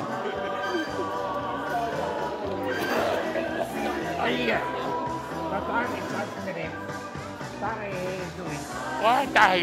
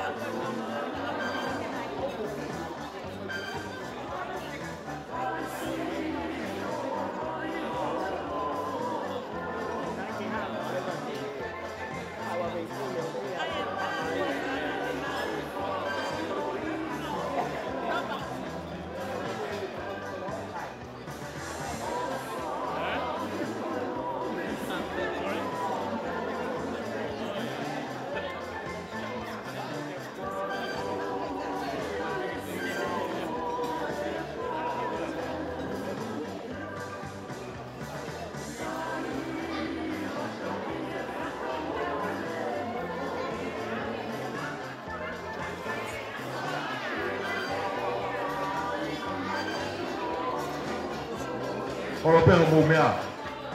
Ke kore eni ke Taua'uli'uli o e Fiema'u. O kore eni ke Taua'uli'uli, ladies and gentlemen, when I introduce our first speaker for today, Lord Veikune, mea mai. O mole ala mea mai o whai Taua'uli'uli o e Fiema'u. Lord Veikune, o Taua'uli'uli e ki he Fiema'u.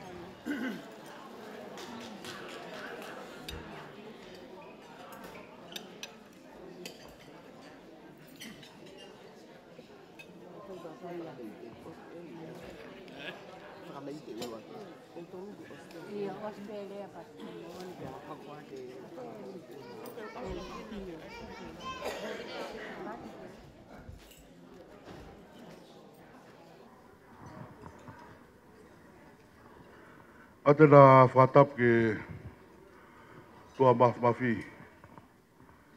Kone afio me tau kakapa. Ka oku iho tau loto ngan. Atena whatap ke tahine ko alai walu mo heo fo.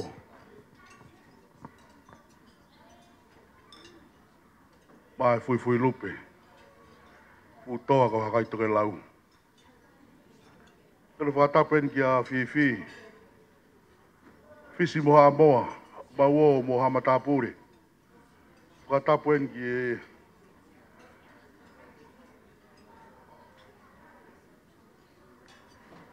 se taita. Whawhe kaupure. Pa moha tau eiki. Whatapen ki family. Ta whake whae. Kau maa. O mau family. Auke whatap ke kau ahi ko tope. Ia ta ki rea tai tari peke hua iloni. Noko whakamalo.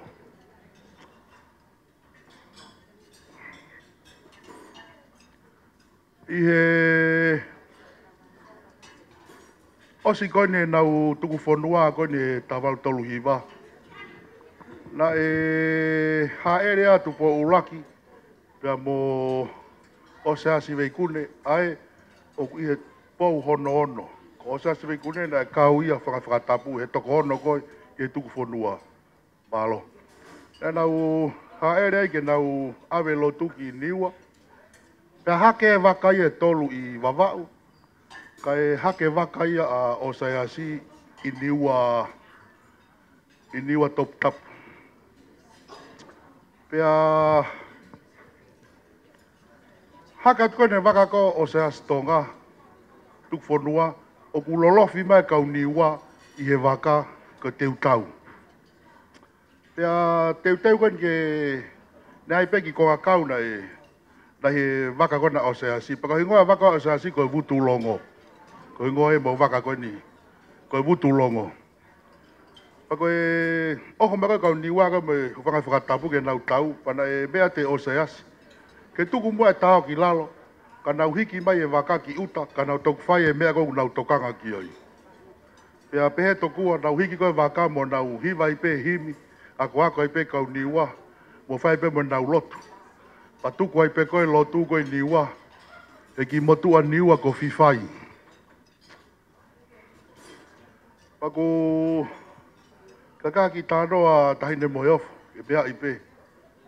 Koe, lo tu fo tau whanua, ko tau mata i kolo aia. Tonga ko tau pēku tau ahoe he mamani ko ni, ka tau te whito, ka tau tolu koe no whamburi. Whia bito e wakai atu mea. Ko mo kei mo ilere i pe. O au mai ke hifonga koe tau ke tau ni. Ka kua tene whakamalo heni ke fisi moha amoa. Whare o wahai, o mo ni meni mapoto, o mo tauhi mai, ai ki whine motu a koe a aku.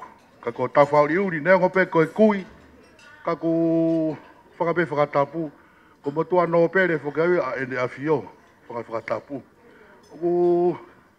Ko tu pe a honi ko kingoa. Ka ke kātaki pe Taufa'uli'uli. O te ke te pui a ngau ha maka te au, tokolahi pe ngahi mātu ai ke nau whai whatongia. Whai pa nou ho a ho moi mea, koe mata koe motu a no pere a ia ene a fio. Kako malo pito whauolo, ai whataki mai whatokiani. Pako atene whamalo lahi ke tahine tupo moe ofu. Tahine halai walu moe ofu. O mea mai o whalanglangi, fui lupe. Ai ki peftei tu a koe. Whai manatu ai ki ho ki mātua ngāu e pe ki mautolu, pa koe tafu ki mautolu. Watono whamalo ka koe Taufa'uli'uli ho poto, si tau he tahina ko reiti vai tapu, o tau whiawhia ko tō ai ko whāmiri. O whataki, o tau he tau whae whita koe. Ua te pe ku whamalo in ka te motolo no katoa. O mo lava mai he fia fin. O tau fia fia pe i mo mea. O au mai ki e fia fi koe ni. Malo pito. Tua what ka te motolo. Malo.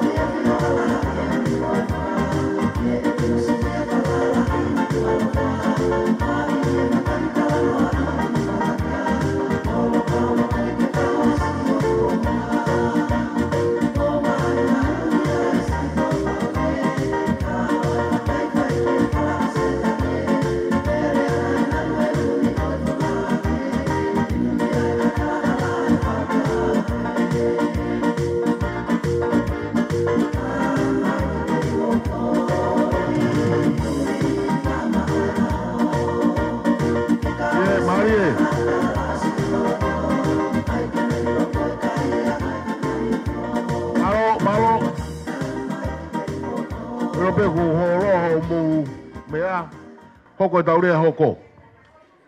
Hoko taurea hoko. O our next speech. Ko e whafofonga ia e whamiri lavulo e haupe toko taha koe ni. O whakaha te uhinga kure ai. E aho ni. Ne ngōku mautua. Haupe me laine whiwhine. E whae koe ni a Taufa'uli'uli. Ko e whae e ne whae. Woma ia e laine koe ni area koe ni. Ko kore ke ospe rea ta olunga ha ureva mo family tangata ka ko tataren ke rea hoko ko fawolo mai pe ke fai ta ure hoko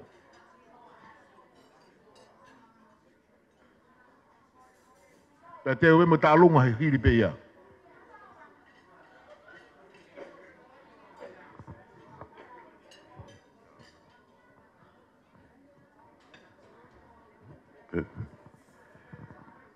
Ore ke u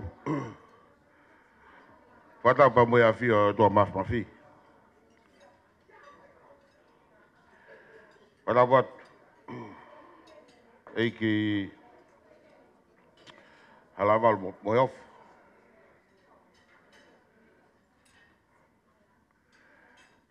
Befo ke ku whata patu ki a sei du mai hol.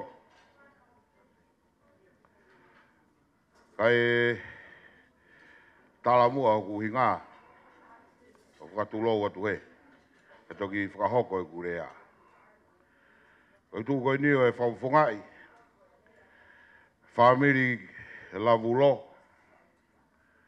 pea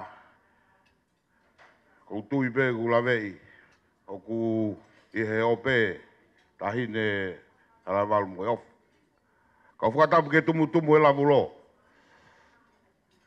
Whatapa tu nobere tuita.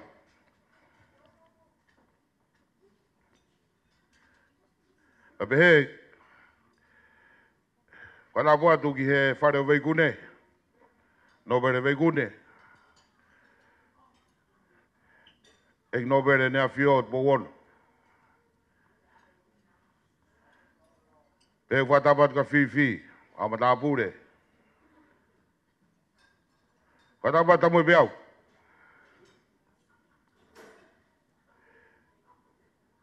Ve whatap kai ngalo si rolo wao. Whatapa tahine Waitap. Tamai ki me fupua ko whanau tala noa.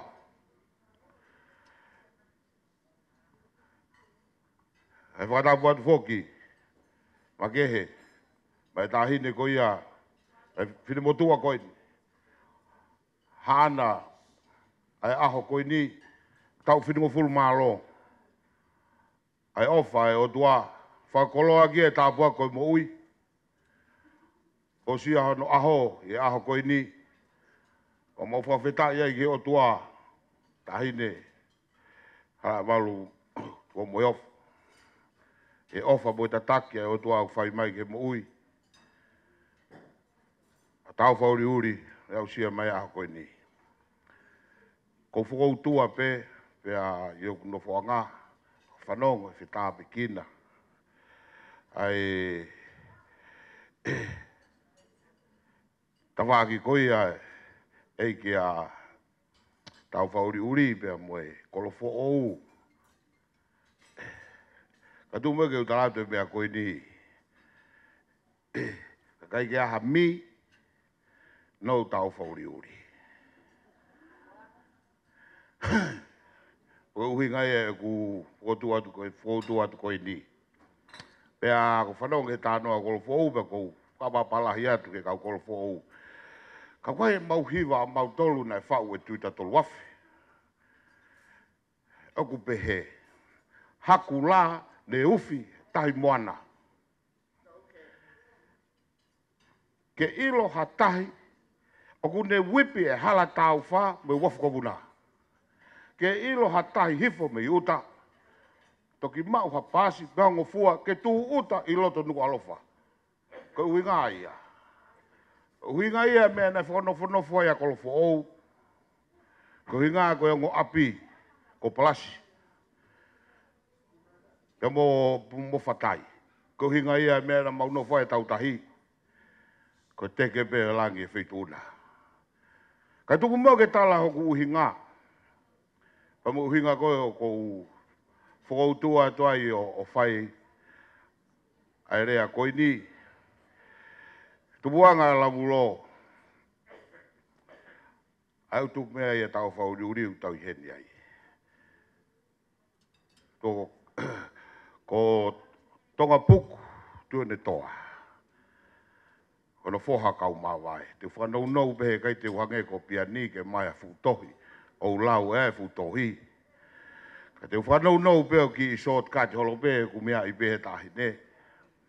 Ka koe whoha o tonga puku ko Malakai. Malakai lavulo. Kalau Malakai lavulo na Maria pe mo. Lusene anga iPhone. Uiha pe mo hawhewa.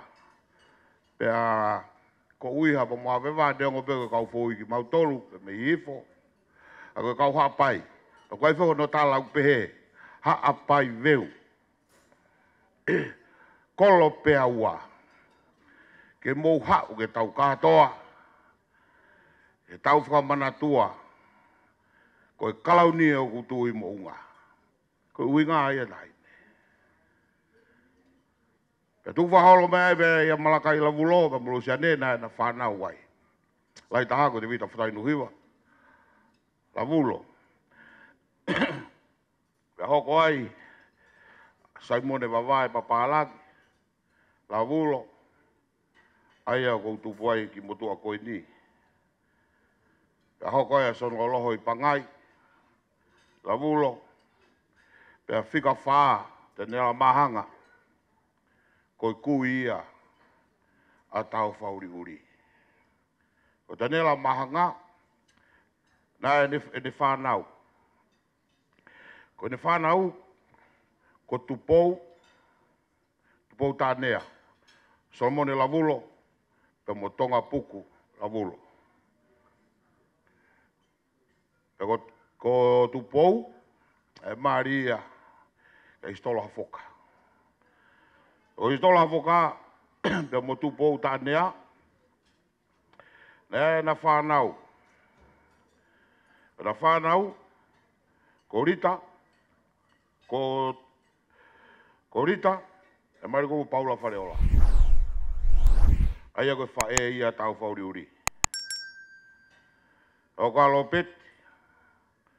Ses. Peso. Nola. Tala noa. Peti plaiki. Whana ui a. Atu pou tāne a. Aia koe o whiwhine ia. O tāne la mahanga. Pea kuwhe kau aki pē. Ai anga e mau no fō. Ka te utoki tala no uhinga ke mai no e se venusi. Pea me kau Taumoepeau. Pea anga e mau no fō. Tau mo koe ahine. Kai ke aha mea e mau hiki whamiri masiva koe ni. Koe tauhi pē. Ko mau eiki māma. Ka moe lotu. Ka moe ngā au e whonua. Kai te hate mea e mau inga. Koe teke pē wheitu una. Ka moe tauhi o mau eiki māma. Ka hoko kone tau whitungo fulu koe a o Taufa'uli'uli. E aho ni. O kai ke Fai'aho fo ia ai. Ko tāpuak whakalangi. Ko inga ko tau whatongi a ke tauhi. Hange ko ia ko mea nai mea kia whai whekau. Tauhi o tau i mamai. I mamani tauhi a si hova i langi. Pea o mai e tāpuaki. Ko ia i tahine vai tap. Whatongi a ko whai e Taufa'uli'uli. Whatongi a ia o oku. Pea o mai e pē tāpuaki. Ko ofe fine. Ko tofe fine o kau mawai. Ko ilai sipa toki lupe. Ko fine ilai sipa toki lupe a siu lolo vao. Au ne mau koe a manu o pangai. E aho me e. E tau puake. Koe iki a. Awa e tapu. Koe a koe ki whamatala nou beia ki he. Ki hoku uhi ngā. E nusi. Kasi ngā au e koe ni ku whai koe a. E Taufa'uli'uli. Koe whatongia beia whamiri koe ni. Mau fu kau au pito mau tolu. I he tauhi ki o mau eiki māma. Ka mui ngā au e. Ka mui lotu. Ko mea peu si longai si whamiri la vulo. Ko si lere mai pia mei hapai. Mau mai tahine. O whakautua i ho kolo eiki. I kolo fo'ou. O whai e whai whatokia mo e tari whekau ke whaitona. Whapapalahi atu. I ho o tuku taimi ka ke mea mai. E a koe ni. Ke whakakoloa. Langi i ai. Ai loto whare lavulo. Neongo ko ho eiki. Ko tumutumu ia. O whamiri koe ni. Ka ku kau halaua. Ka ku pehea i pē whono ngā. I taimi ki tāniti. O walahe atu ka te koe e Taufa'uli'uli. I aho koe ni. Tau mōni mea tala noa koe tau whitu noa te whono ngā. I he māmani koe ni koe tāpuak whakalangi. Koe tāpuak e o tuau ko mai ka te koe. Sāme ufuru mātolu. Neongo whanonga he tere au malu aka e mate. Ko hai tete marawa heki ai. Ke Fai'aho be mo si hoa. Le parilolo ho ulu. Pa de hangau whonu mahua hua ho i pū. O ngai whiri u si o mei he. A ko nofo whare si o wā. E whai peo lau i konga. Wai o whalahi atu. Ka te kumutolo hono kotoa pē. Pe kune ka maa. Whamiri vei kune. E pē ke whamiri. E kaulavu lo. Tau whiawhia kotoa pē. Hoko pē wā. O taha. O wātu tahine mahalo. Tau kau tatau he. Mahalo pito rea ko ia. Teo pe me tau. Iyo. Aki rea heni. E hua te rea koni. Mtalunga koe ni. Teo talunga kai whaete ki rea koni. Taim tatau. Kua tā mai tau hiki ngaua. Mera tau peki mutolu. Fiema'u hamu hiki ngaua. Kona kua tā mai te pire. Ko whanga e whakatapu o se no whai. Kai o taki rea. Ko rea koe ni, ko rea he whamiri whaea ere si. Ko whaea ere si, Ko ne kui ko tunga ane ia. Pera ia I mautolu. Fefine eresi. Pero mit ma pea mo eresi taim ko tokotoa. Ma fe ofa ake. Ko maua pe toi. Ko se familia mate. Kako ure atuen kako ego eres ko ofa te ko. I love you so much. Kake fatu. Mea kuae. Kako ofa pea wia kohe mea koto ke ai. Pau ke close kao. Kako en ko talat ka mo tolo. Ai family. Ko elespe toi nu silani. Ko ose whanga sister, whanga brother, e malolo. Pea malo eni, I he mea mai tahine ko peti. Ko close pea ka te talo mauto nukalofa. Pea ka mauto lue kai ka family na ai mea. Palang pe. Palang e tatape ia. Ewa. Ka koia ko ofat, ka koi tahine peti. Foi tahine lore pea peti ia. Talo ne kei si ana mani tala vo. Pea lahi na manako e tu ia. Pea alua tu ia, e tu ia e vai ho tere. Alu e tu ia e vai ho tere papeato ne vai ke South Blake e kau mea o peti. Ko he tahine. Tāre ne vai e tu ia. Mea ko manako ai au. Tāre sas, e kai ko koe whaini au. Koe futahine e tala vau pe ako pe a poto. Koe whaamiri e whae, koe kai tala vau pe naka kai lore mautoro. Well, love you to LSC, love to LSC. Eo, pau lore pe mau tala vau. Te kake mau ewa mautoro ha tangata. On pe tangata hafo nau whawai e mautoro. Okay, love you all. I love you all. Yeah. Kai ofa atueni. Que a fina. Família e pai. Kau via para o ofa.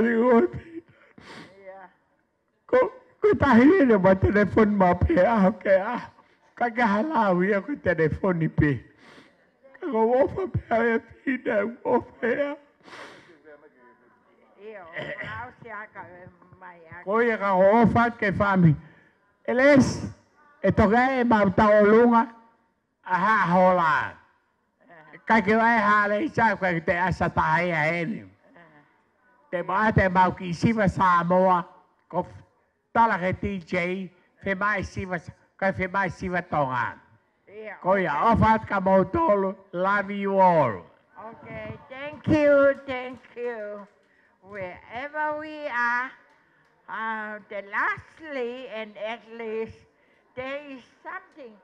Don't ever push me. There is a sort of a special song here for our mother to Alessi, and I want to sing it to her. Alessi, wherever we are, our mother like to hear that. And no matter if Stephen is not here, Stephen is our heart. Stephen is mom. Look after Stephen. And I want to sing this song for Stephen. Stephen, this is for you. You are my sunshine, my only sunshine. You make me happy when skies are gray. You never know, dear, how much I love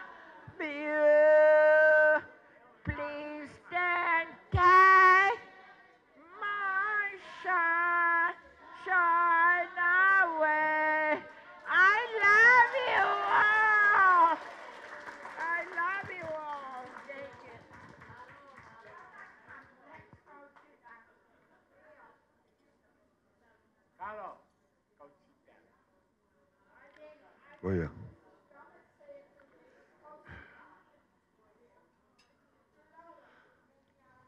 O wharea e tālunga. E ki hae waluma. O e ofo ko e tahaina e ngahi mo puna o Taufa'uli'uli. O e ki. Pea koe tākihiwa e tālunga e koe. Ko vai tapusi, ma more more. Ma more more koe ke ulawe. Ai ai ule mama o mai. Ko vai tapusi i endi. Kamata e whahofa me ite i aho ni. Koe ki e hiwa taolunga lang taolunga e hiwa i koe leisi riwa o pilo revu. Tā mea.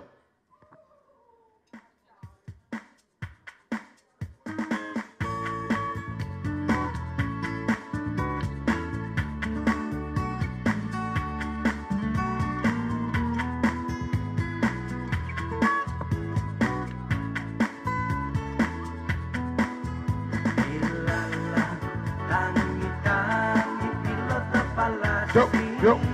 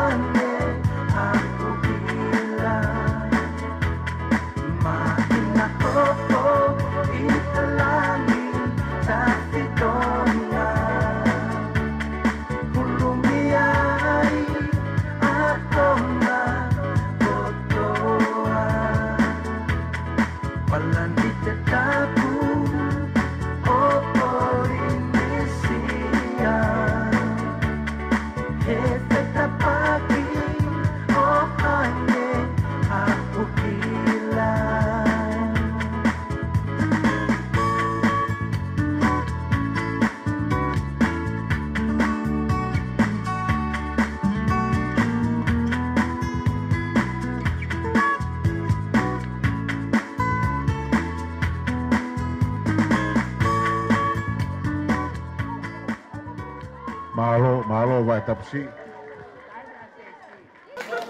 Ko ko te pe tau ngai fa fia. E tai ta kaupe ko dessert wata.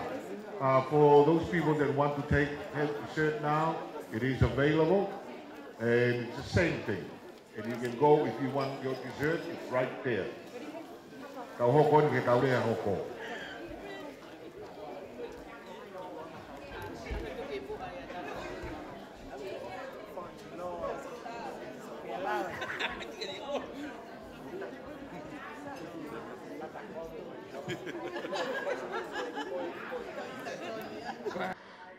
Ko kore ke u whanga e ngai whakatapu. Kai atamo o ke whainga maari e koe ni.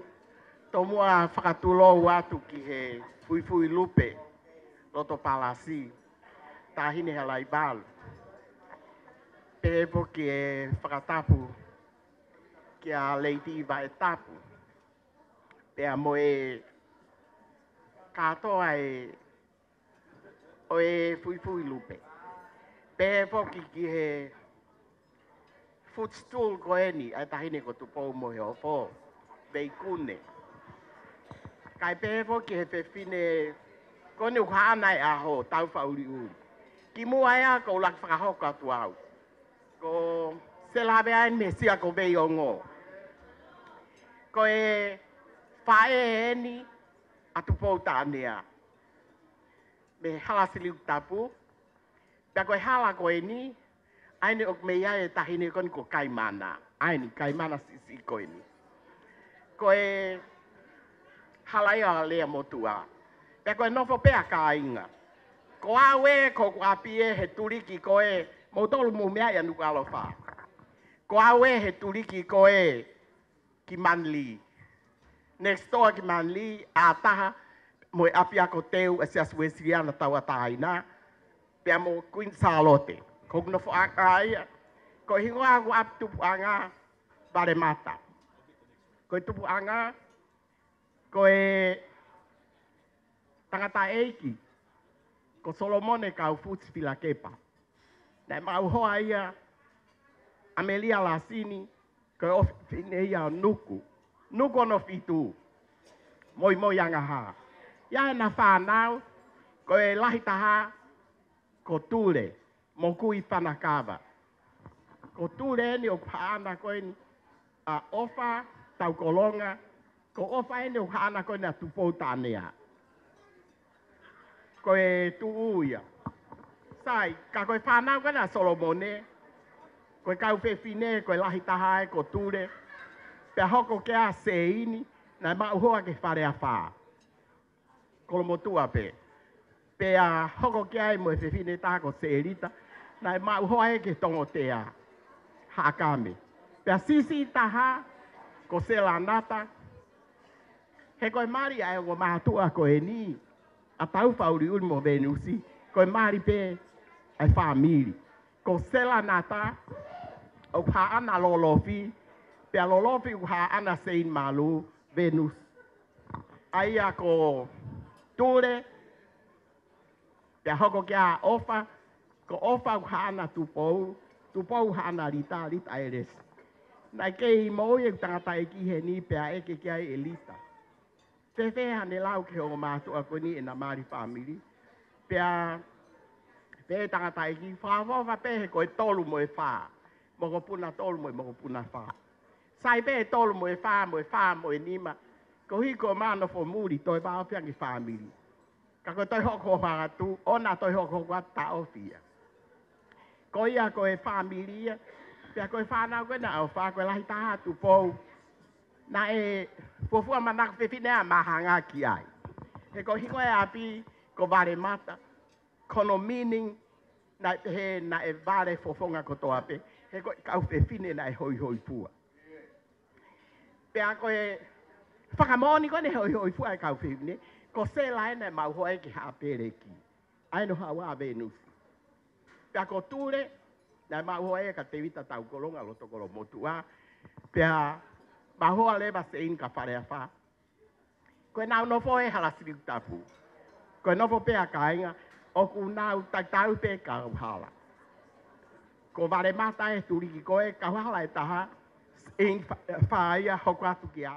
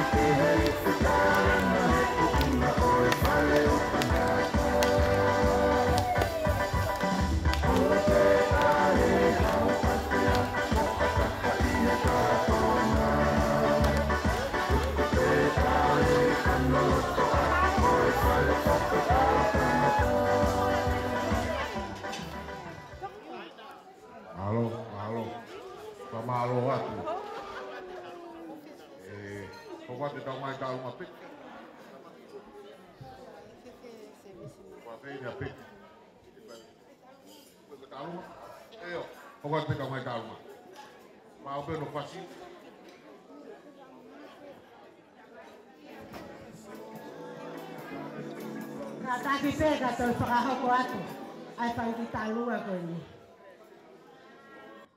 Koe tālunga koe ni, koe tālunga ai whangi moko puna, o Losarine, Tule, kui o whanakawa. Koe o whewhine ia o Solomone, o Siulanga pō, koe tōnga ane ia, o tupou ta anea, koe kui ia koe a eresi. Koe ai kuhange aho ni, maulele mai, maulami lami pe, he kuhange, ko mate o se o singa maarie, ho mau whaha ia o mau tolo. Kai asi pe u whaha i ko ilonga, i loto kolo. Ka ko whakamanatu atu. Koe api ko ni tufuenga, o tupou ta anea, koe ngako ni whae ko ofa. Whakotu wae si asi we siriana, tau ataina o tufuenga i kolo motua. Hele whakahe i ene kui he lotu. Koe ai e lesi, ko omolu ia au he ngahi aho ni, o kai koe uhinga ia, koe whaha i koe na hou e ki mo e hafua. Kai, koe uhinga ho molu ia, mo ho whanau, koe uhinga koe whakahe i ho kui he lotu, pia whakotu uai, ai api siasi we siriana tau ataina tonga, ia api ko tufuenga. Koe ai, koe whakamoho puna ini o Losarine, nau fie pehe ahoni, ke nau lere mai, ko uhinga, ko whaite riha anga, ko tuanga wae eni, me loto kolo motua. Ko iai, ko reat ke ongi tamaiki. Mo ka ataki, please, the two little girls, can you walk to the front, take your pare to Taufa'uli'uli, before you come and perform.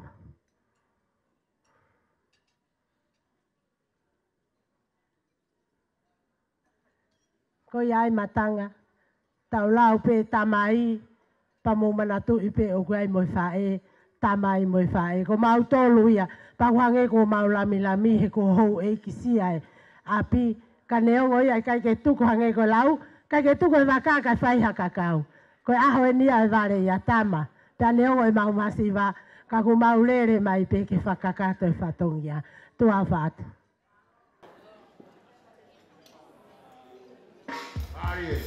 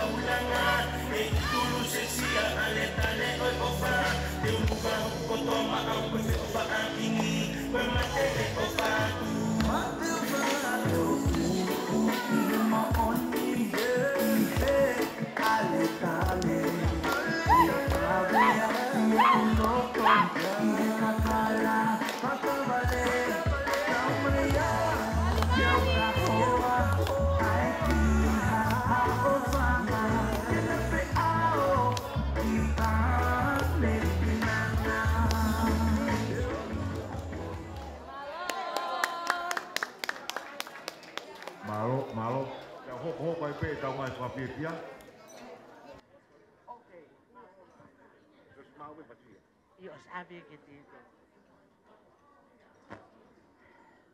Malo au pito. Kore ke uhufanga he whakatap ko sa rā whaki kau si hao haken. Koe tu koe ni koe ki hanga o whahoko atuau. Koe mokopuna o se alehola mo lais. Hola ai koe o whiwhinea so se pohola. Pakorongo makapuna ene o ai ke whai ki whakameite. Me he maukonga haa moa. Ko ia koe mautu mo elesi. O ku ko laisa o mau me he hawai pe me alea mo tua hange koe ngahi tala ki mua. Pea toi hao me he letters. O ku iai ho maukonga Itali, Kanata, hawai pe. Ta koe lahe mau Britania mau peke mau hamoa newe pon. Koe taki ko hai wano ingoa. I love you and you know and I'm here. You support me. Yeah. No. O reo keu ki leang iau.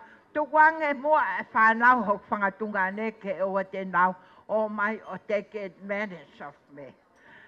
Well, before you are here and all the love we have a special occasion. My niece is doing something special here. Do something for this birthday girl. Okay? Okay. And the whole thing is there. Yeah. Malo. Yeah. Ciao, ciao. Yes, our family. Tama daw pasi, pamamore.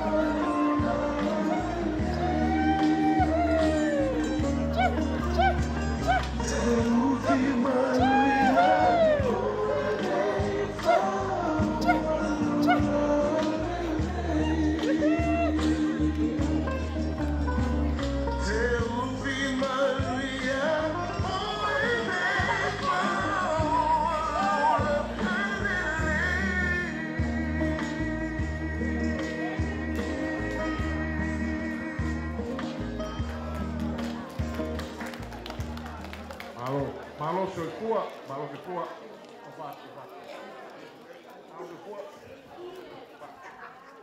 O wa pe tau mai o me te te atimi.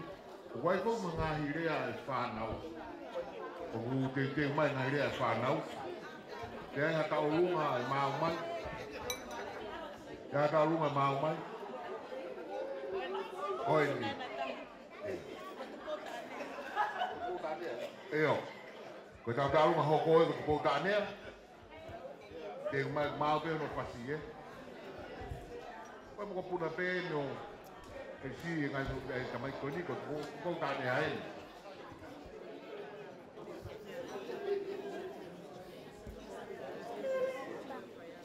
Mau tau pasi DJ.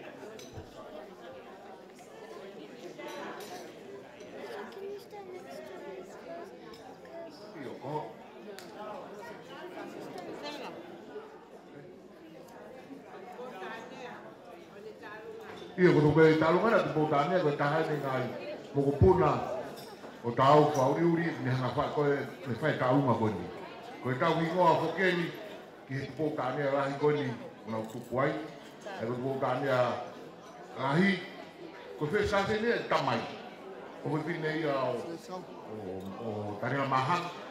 Na ko fia au pito e kulawe ia tu e pōtānea. Ko ngahi ingoa tau ingoa ni au kia pahai uluma. Tape mo koe ka ine ngari wha mata tua ka kumuhanga o koupo mai kau taulunga koupo mai ki heni tula whare he kau taulunga ko kouta ane aeni ki ngoa o kau whilawe i ai ka lopulo hena o kumai ko kouta ane aeni kungai kau lawe ki whamiri koe ni ki ngoa koe ni malo tā ko mau e pasi ko tuha pasi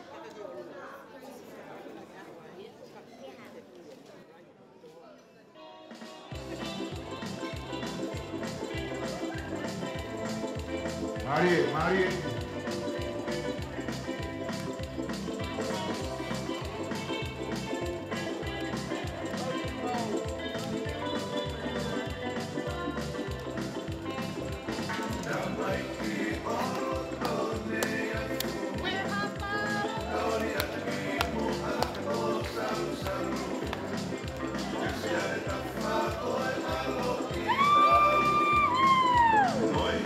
No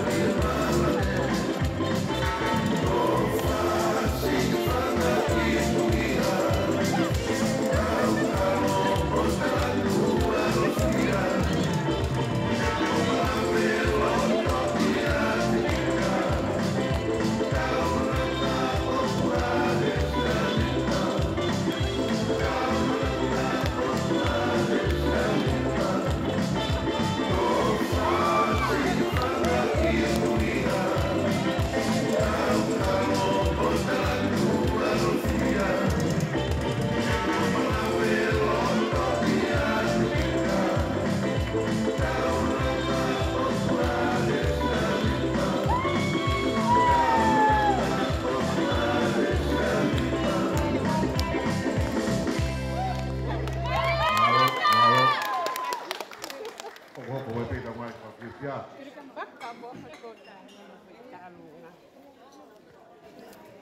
Mea peiki wa mo ho. Tu pe mua ke fa e pe ngai fa me te koini. Koi, fin. Ma o pe ngamari koini. Pea tau lunga. Ma o mai. Pe fe tau ngai lea. Ko la vei ko fa nau a Taufa'uli'uli Fiema'u ke nau lea. Ko taimi e na taimi ke hua e lea. Kai ka tau mo hanga koe na ka tau hi ngā wae. I know that Taufa's kids, children want to have speech. Maybe this is a good time for the speech. Oh, all right. Betty. Betty. So when this junior wants you for the first speech. The Gorenga Betty in the fire there, Bonnie. Patulawat Fui Lupe. Alota Parasi, Tahine. Honorable Halaivalu Moheofo. Virginia Rose, Twitter, Area Motua. Patulawat ke hafanga mehoeki o moke mea. He ke family mengahi. Maheni. O ko tuupe. Ke whai halea. Ko uhi ko fin motua whae a Taufa'uli'uli. Nai mole se mau whae ko ke si au. Mahalope ko ke totolope. E ku tupu hake o lahi lahi. E whanau e toko walu. Ko whae a ele si korita. Koia e mau whae. Nai ai pe mau kui ko ofa. Siulanga pe ai mau kui ko susi. Ka he ku tupu hake o au ke he ku maari au ke. Ko rita ko whae. Pea ko tui. Neongo nai more e mau whae. Ne kai te wongo e au ia nai more e whae. He ko rita ia nai whae pia ka mauto. Patoki ai pe whae le a rita ia en whanau. Ka nai kau kotoa mauto toko fitu nai toe e whanau. Whanau kotoa pe a rita. Pe kai ngalo.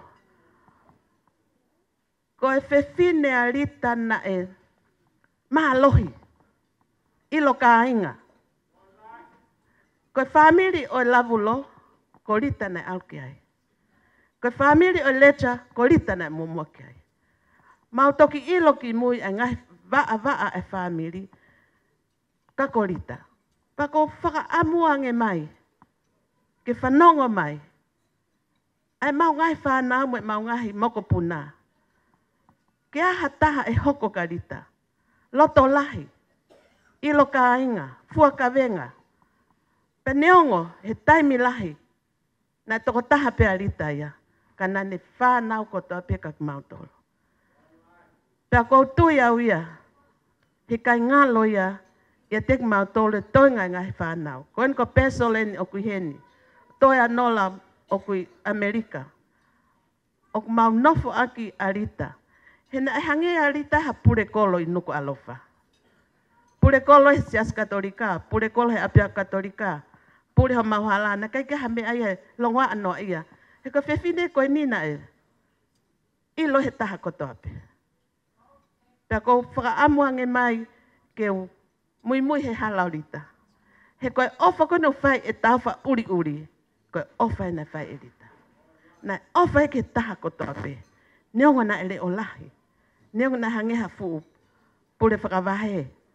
Ka na e ofa ia e kaka. He korita kon whai vai tui tui. Whono peha mau apia mato he kau tui tui. Naka ke ha mea ko tui tui to tonge aho ko ia. E mohe pe arita, e tui tui pe arita, mohe pe he misini, he aho ko ia po uri ka ore ke lava ai tui tui. Pea toi toi ke tau keke ko toto atuia. Pea ka toi a ki he Fiema'u me whakakata, au toi toto atuia. Ka lau poto ko toi mo ilo ko toi a whiwhine me whi. Ko ia whaka ame whanau e arita a eresi, ke hoa tala no he nau whae. Ki tala noi a rita.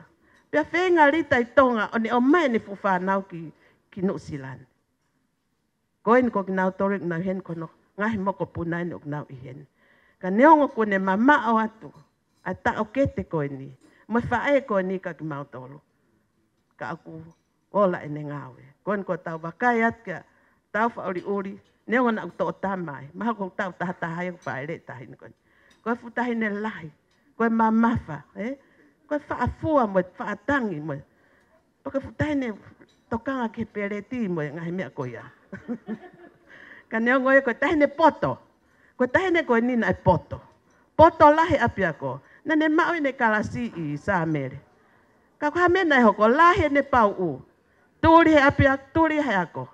Alo e lesa huki rea hona. Ita siasi tap e mau ako he. Taimi koe ia. Toi fok mai pia e lesa fok ki sa mere. Koe toki whaka. Koe ola ni o ngahi ngawe arita. Pa neongo na kai a o ako e lesi. Ka koen ko hahe e ne whanau. Koe ola ni ako e lesi mo ne poto o ihe ne whanau.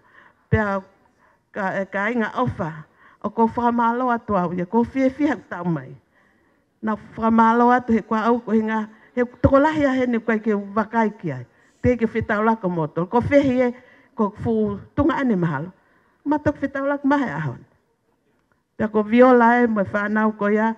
Ko fie se atu. Ko tanai ko hawe no whengari ake angko loitonga. Ka ku whakalata. Whakalata ahoni pa whakamalo atu. Whakawhie tahine whakalangi-langi. Whakamore atu e ngari mata tua. Ai ki rea koe no ko whai. Ka koe lea me loto. Mo whakaama e whanau. Mo whakamagapuna o Rita.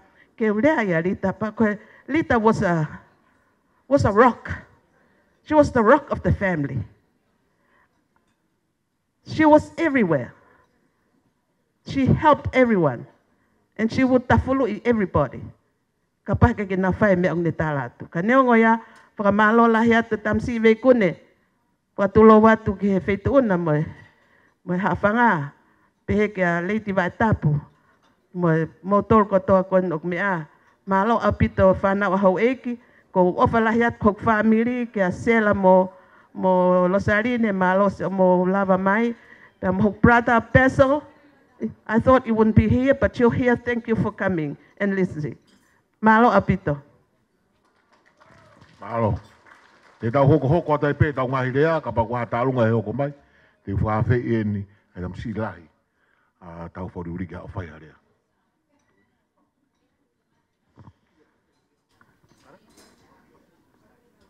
Oh, yeah.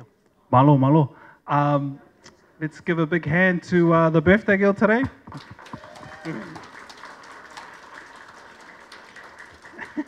My name is Taumoepeau. I'm proudly Dolpha's second son. And I wasn't sure about what I was going to say today, but today has definitely been my mother's day. She was 90 minutes late. She over-invited a lot of people, and everything was okay. And that is totally my mother. Even as a kid, she was always late, picking us up, late to everything. But the most important thing is that she was always there. I owe everything to this lady. She would tell me stories. I see a lot of family here. I know the first time she came to New Zealand, she came and stayed with Lindsay and Basil. Thank you very much. She told me the first time she stayed at your house was the first time she had New Zealand portions of food. And she used to ride home to her mother, Lita Faleola, crying that it was too cold, and she used to sneak down to the dairy and buy pies. Our Auntie Betty's here. Really good role model. My mother remembers Auntie Betty a long time ago in Nukolofa. There used to be a roller skating rink. And my mother would always talk about Betty. She would be a star of the show, and she'd always watch because her mother and them lived down the road. So thank you, Betty, for being here today. You're a great role model to my mother. And yeah, being Dolpha's son has been fun.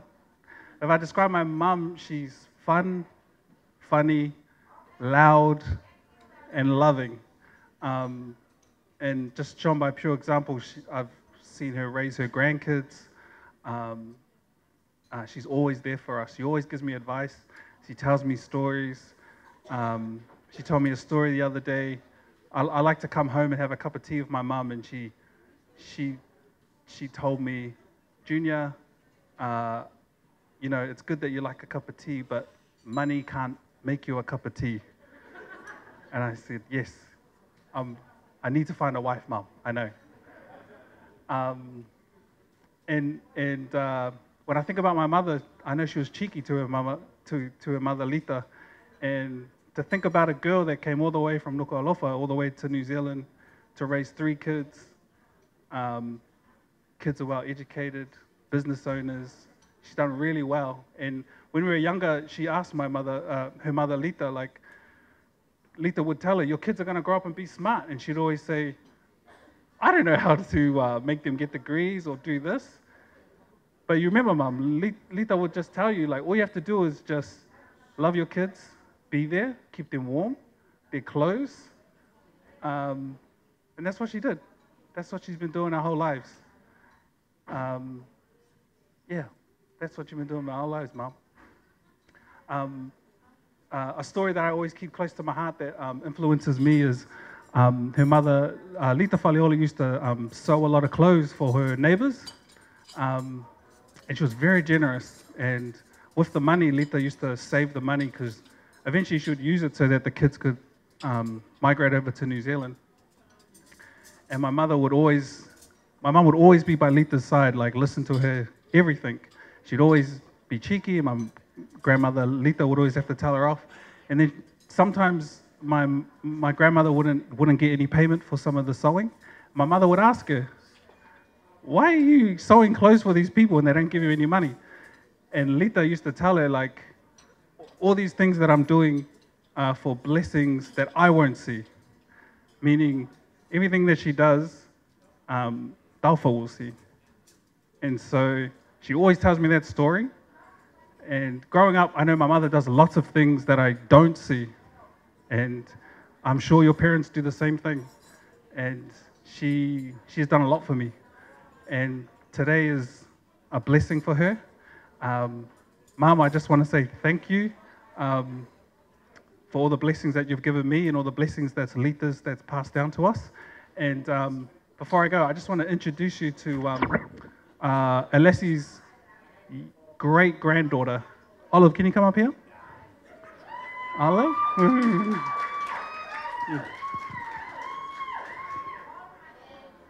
This is Alessi's granddaughter, Olive, and this is Taufa's great-granddaughter. Her name's Evie, and her middle name is Alessi. So, Mum, all the blessings that you've done for us has all come back to you. You always tell me that Evie's been a big blessing. You get to meet her, your great-granddaughter, and thank you for being a great mother. Aloha. I'll call him up. So I wanted to go first because I'm not very funny at speeches, but I got my younger brother coming out. He's great. He's great. So this is Taumoepeau.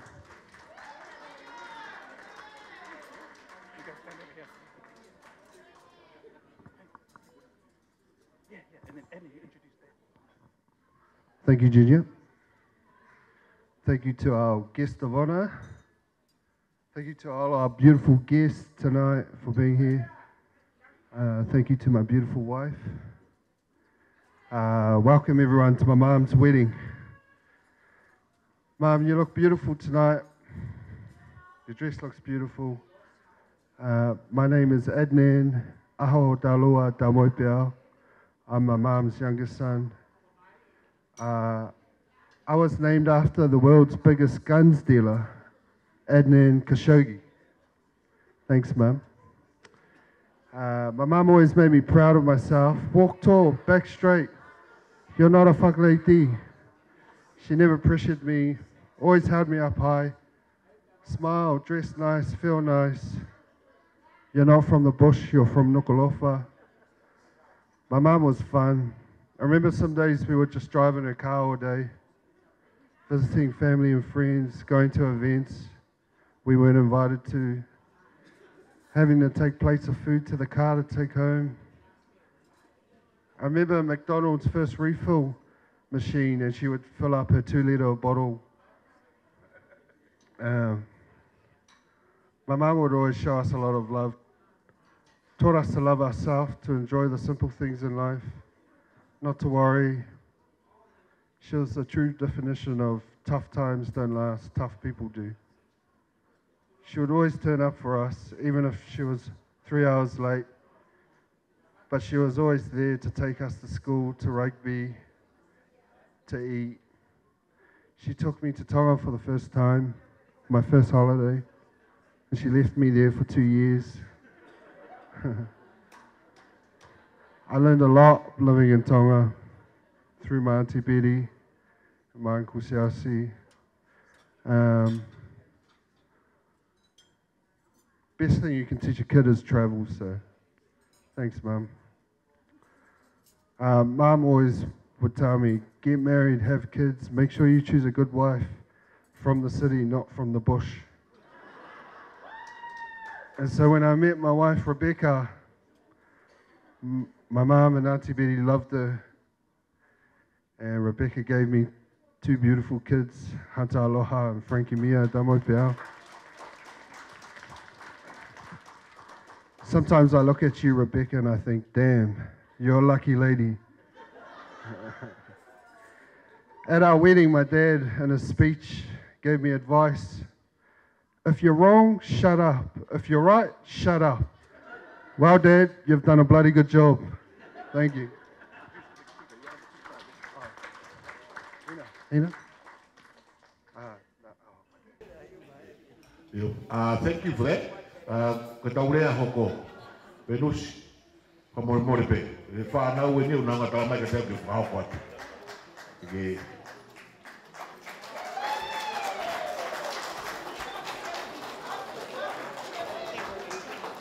A big hand. The man of the house. He's in the house.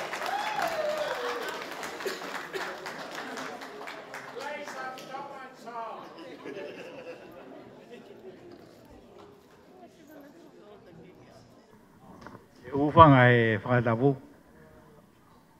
Kai ki whakamalo, utupe ke whakamalo.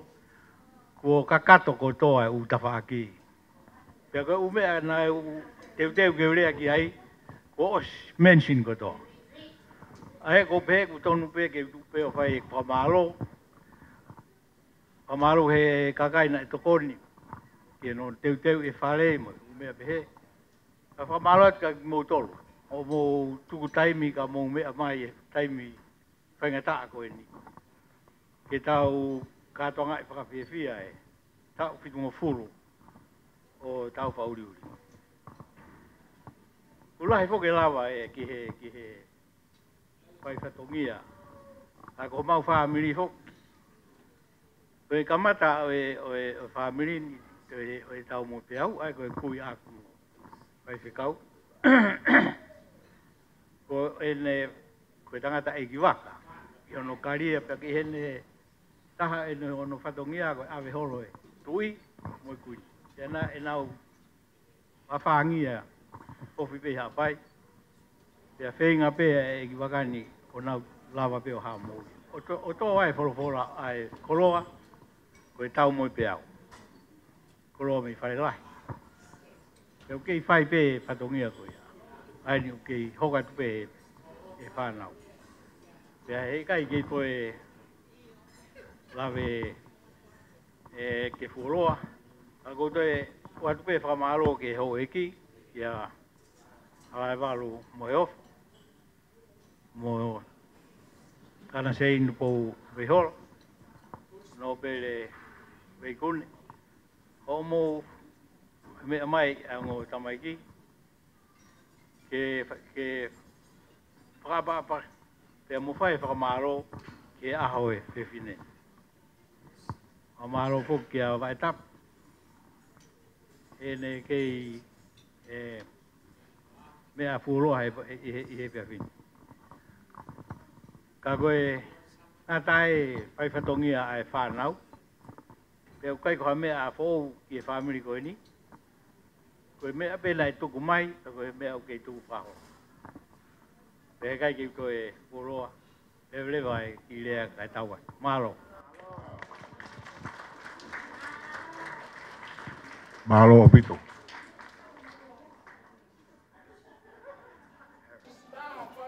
Harris. Tamaki foi fácil, eh? Tamaki foi fácil.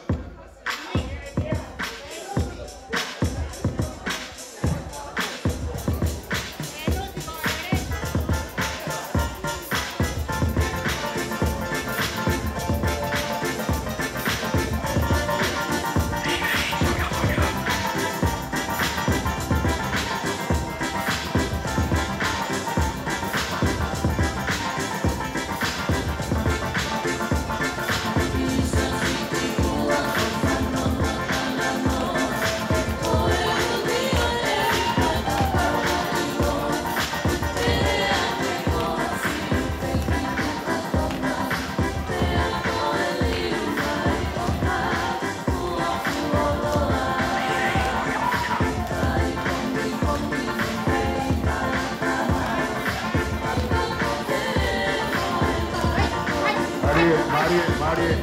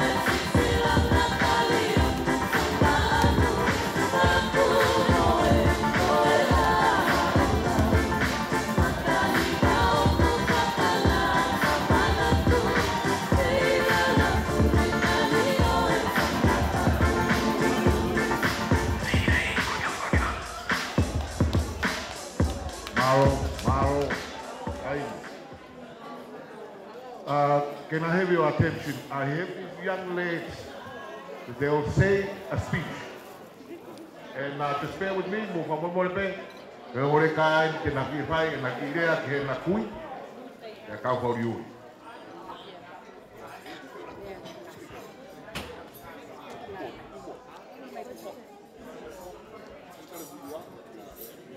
Malolele, my name is Harris. I am Taufa's grandson, and I'm happy she's made it to her 70th birthday. Some of the things I love about my grandma is her cooking. Can I have a bit of quiet, please? Some of the things I love about my grandma is her cooking. Even if it takes until midnight to be ready, it just shows she's put a lot of love and effort into it. I especially love her cakes. They are the tastiest, and you all need to try them one day. My grandma has taught me how to do chores around the house and how to make her a good cup of tea. I always have fun playing checkers with you, because I always laugh when you say I'm being kaka every time I beat her in a game. Grandma, you are doing your best to look after me and my two little sisters when my parents are at work. I'm very thankful for that. Everything you do and continue to do will never go unnoticed. We love you always, Grandma. Ofalahi atu.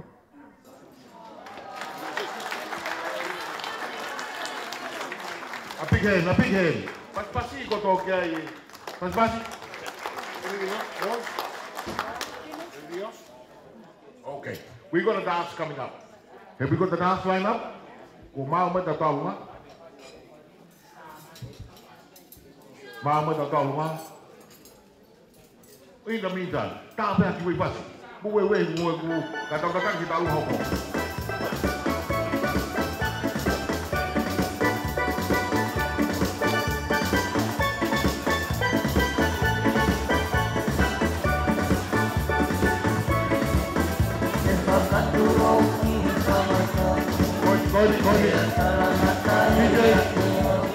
DJ, con mau mai tao mà, của mau tao phát xí,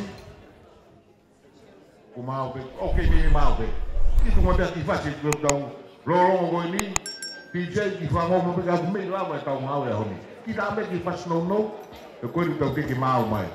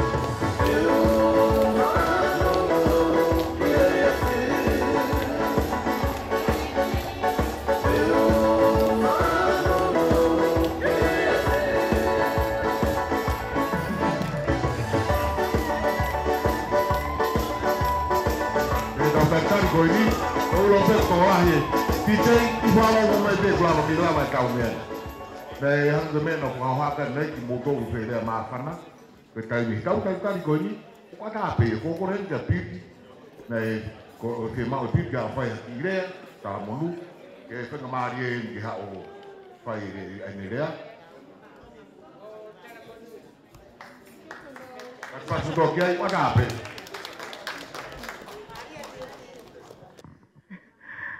Cái thứ hu phang at pe phata pu bo si apa kata me kamata anga ka ko elisi ko ki mana tu meri at pe ke tai mi ko naku nakidela ten ki Hawaii ko ku toko ape ko first cousin ko onelu amatare went na malolo pe ako ngai mea ko mana tu ko alhake ko time ko tope fo la maya onelu ki New Zealand manofo oktawa ngai riski ap ako ko poto he ta puteni e haka puteni ko erisi pe kako lai ta pe time ko oktawa ngai ki api aku me ang mo fuspala mentain prinsesi mo fuspala pa kuanga mo pe onelu oTaufa'uli'uli que toco no habla de princesi hala ta que peme poco ya pero ahora pene foi taime neta na me anga ta ine pa mo eriski ap ko me ama a fuspala pe we na ma pet feito manu rewa he po fe mahalo ko wa hengi ni poco hai api na yai pero na na pasa que con he mala e con ko manukau o ko fuka ya pa ko me my friend ta hine me na hoko pa ko lera que fuka ya ta fa aquí Peko masiot ki mawaya ku homo mai fo imata ko kata ko fata. U fanga fata pu ku homo mai fo imata ko to ta ko ka ta.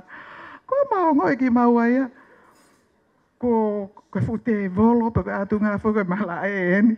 Peko si fai mata ne fa mata la ka to ta ne luaya. Fusi ata eris ke ta fa ki kape. Ko so atunga no avelo ta ne me akoko. Peko ya ko Fere pangi me ai tai mi koko na Fai'aho pa ko tu ipe ne ngo pe ta ko no fa pe he ko fa fe ma ko e ri si kon ke ahoni ko hawe ko fa fe ko hi ko fe hi ko ni fa alan ko ki api ko hi ko ne lua e ri si ko to ki mahino yen ki tau e ahoni ta ko peti ko hawe mo peso Peso and I are very close. Peso. And Peso was our architect for our home in Grey Lynn. And we go back. Kufihui mai foka Peso lo ko retire Peso ka eke mai beauty. Ko mo me mo tano ke fai tai ni mi ko ke bani oke ai pe. Ka to si tu ku ka fe. Ka ko ma o fala e disi ko anga pe tu ha ke pesi manatu ke tai mi ko e. Ai fala tai tau feohi. No, Fiema'u pe fanki papa kiu ko a piu si ai ma pe eri si ai. But ka tai mi ko to pe ko me mai ta ne a fuspala. Ko na u pe ko he. Si ma ha fala ha eri si. Wishing you a very happy 70th birthday and many, many more. Love you. Ne tai pe ki tala no na ai ke fa na u. Fe ka aki mo na tanga ta e ki kai si tu ko te ka te a ta.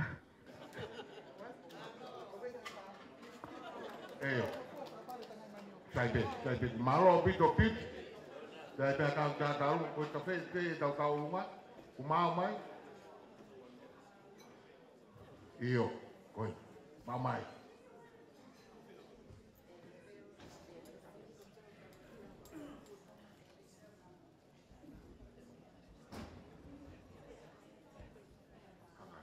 Pe o Taumoepeau. Pe koi mokopuna. Mo puna ni ka o me mai ko talu mai e ka hoko ke pia fini mau pe pasi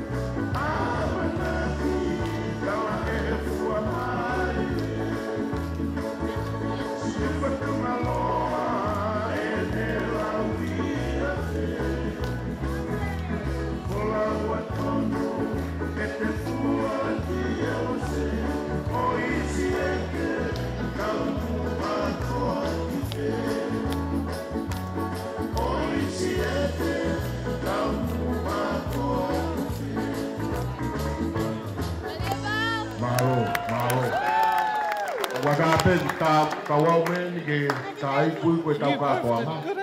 Ki mo tolu ke a me te mo fere aki ai. Ya ta alunga ke Taumoepeau. Well, we are almost at the end of our program for this evening. The mic is available for all those that I will allow to say a few words. And any dance that somebody wants to have a dance. E karawaru ngofo. Mea pe, ko tawau mai ke tātai ko e Fiapini. E mea te au, o kou ato whamalo ke motoro no toko no kotoa. I hono homo tariana. E mai Fiapini o mei lawa e tawhatongia. O kui peka ki ka aurunga, peka ki ka aurunga, o e ke tupe o ki uhiki koe ni. Ele mai o whawhaka mei te whaos. E tuku atu ke kau ulumotua e whamiri koe ni. Ke nau whai e ngahi lea tuku e Fiapini. Ko kore pe ke o uhiki koe ni ke ele mai te whapeite. Kulupe. DJ Tahiwa.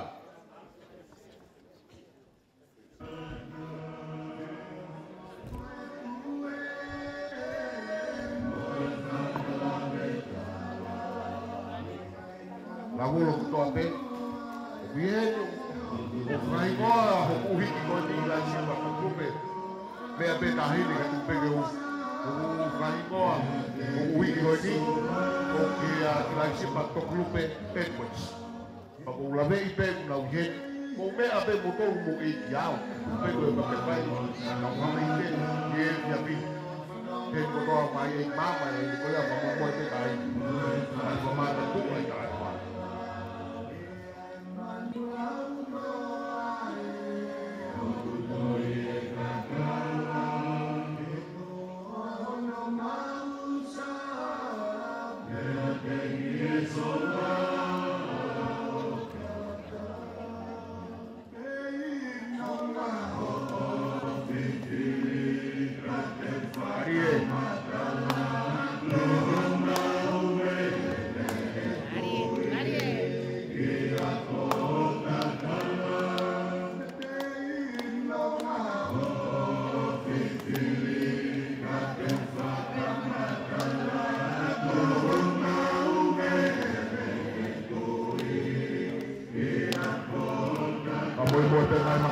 Patai muhiwa ko labi at muhin.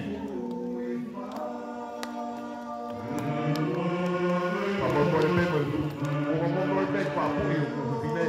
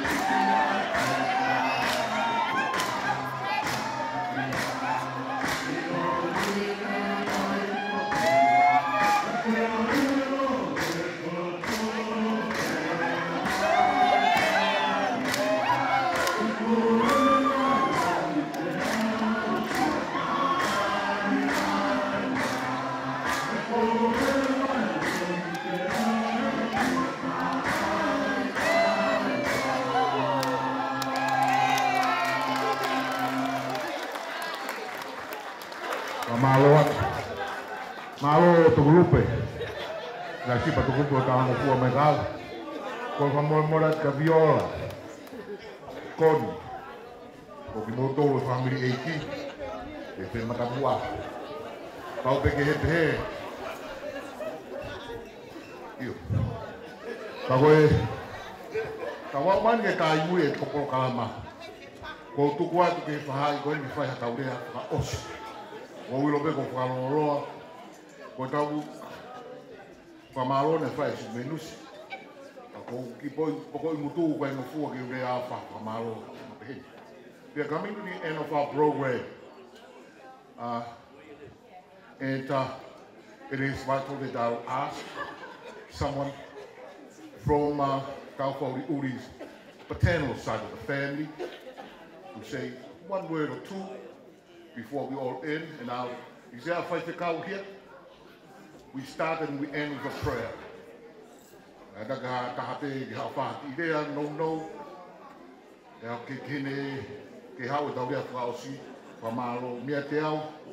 would like to apologize if I went shortfalls in our program. Please do accept my apologies. Mea te au, kahine, whamore atu ke whituna. Ia ngahire e tō whamātatua. Ko kore ke hūwhanga pehe o.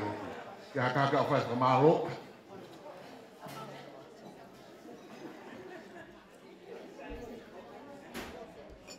Ia whai te kau whare.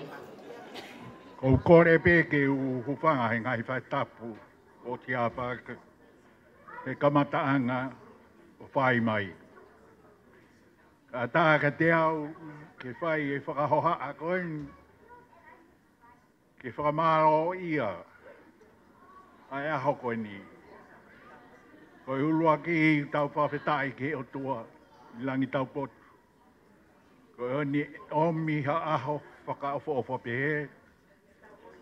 Pea whakawhainga maari ai ke tau whakataha mai ke he malu e whare koen o fia whakataha o hange koe whakahoha na au whai ke te ki mautoru koe aho e ni e fia mo eiki e ukai ke toi ai ha fia ea tatau mo fia mo eiki i he mea kotoa pe ko ia whamalo atu tahine o ke i mea furo hen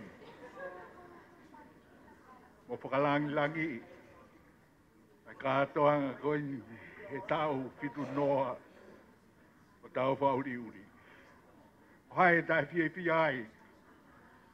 ai lot vei kun. Vai tapu. E kia ola. Pea pehe ki mautoru ko toa. Mau whakataha he ni. Mea pāngau pe koe kai ke tau whe mahi no aki. Ka kutara mai he whorofora. Mou whe o whaaki, mo merino. Ne ongo pe koe hae mea o ku hoko he mamani koe ni. O tau kehe ai. Koe mea pe ke tuku mau i e tau toru.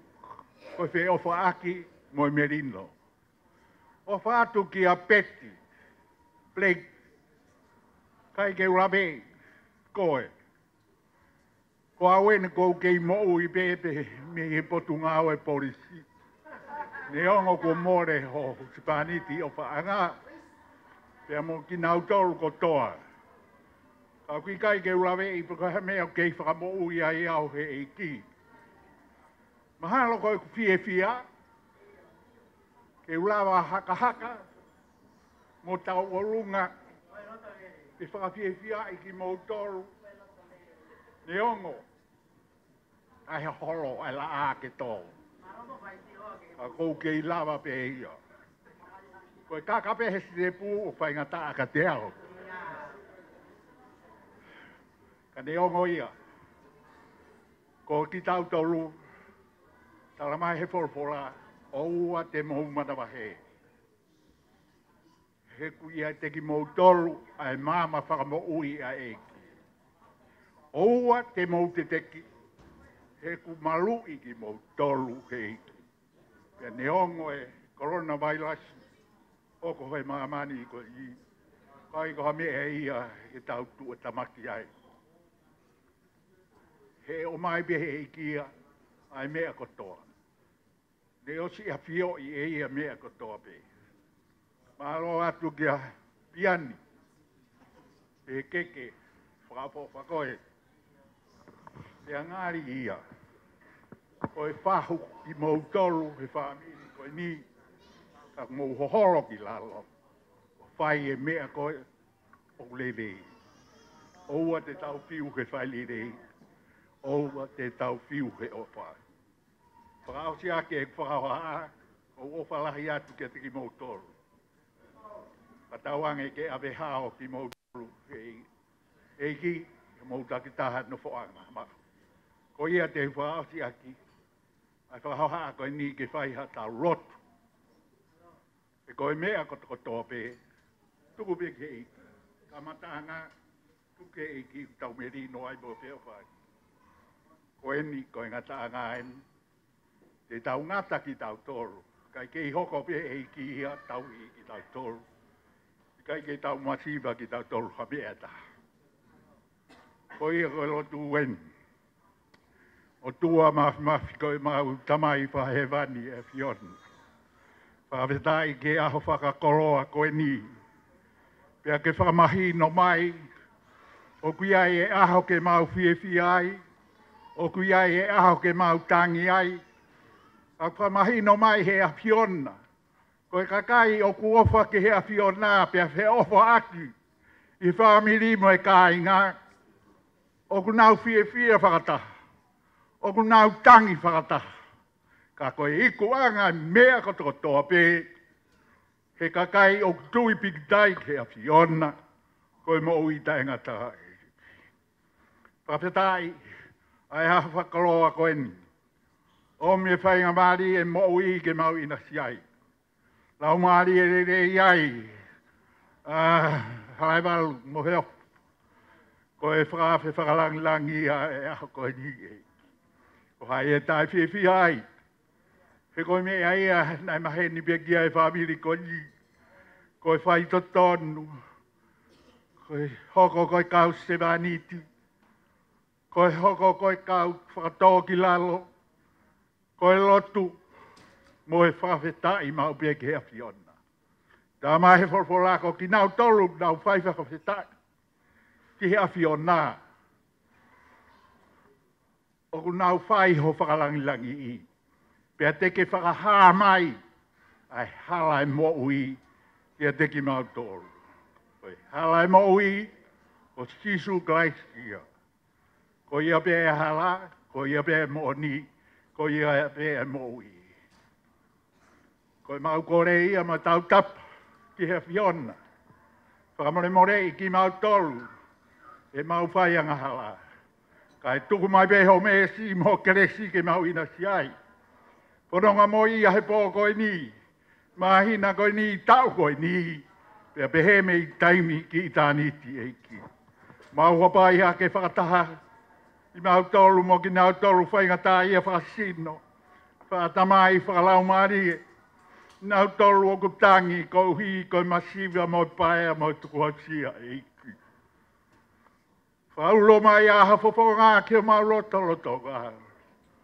pea ke tau maawai he poni kai tuku mai peho ka ate angelo ke le ohi ki mau tolu ke ngai pei tūtak taha o ku mau iai ko uhi ke mau toi a hake a pongi o hoko atu e whatongi ia mo ke I whakalangilangi ai peho huawha ko mau kore ia ma tau tapa whai atu kua kakato atu e mau mo ui neongo e mau tae tahu mau kore ngai meani ko toa pe ia sisu klais ko ho mau whakabo ui amen amen malo piti o gata ko tu haki ke tau whai whawapa whawasi tau kiwa e whasi e tui o tonga tau whapa whawasi o tua mafi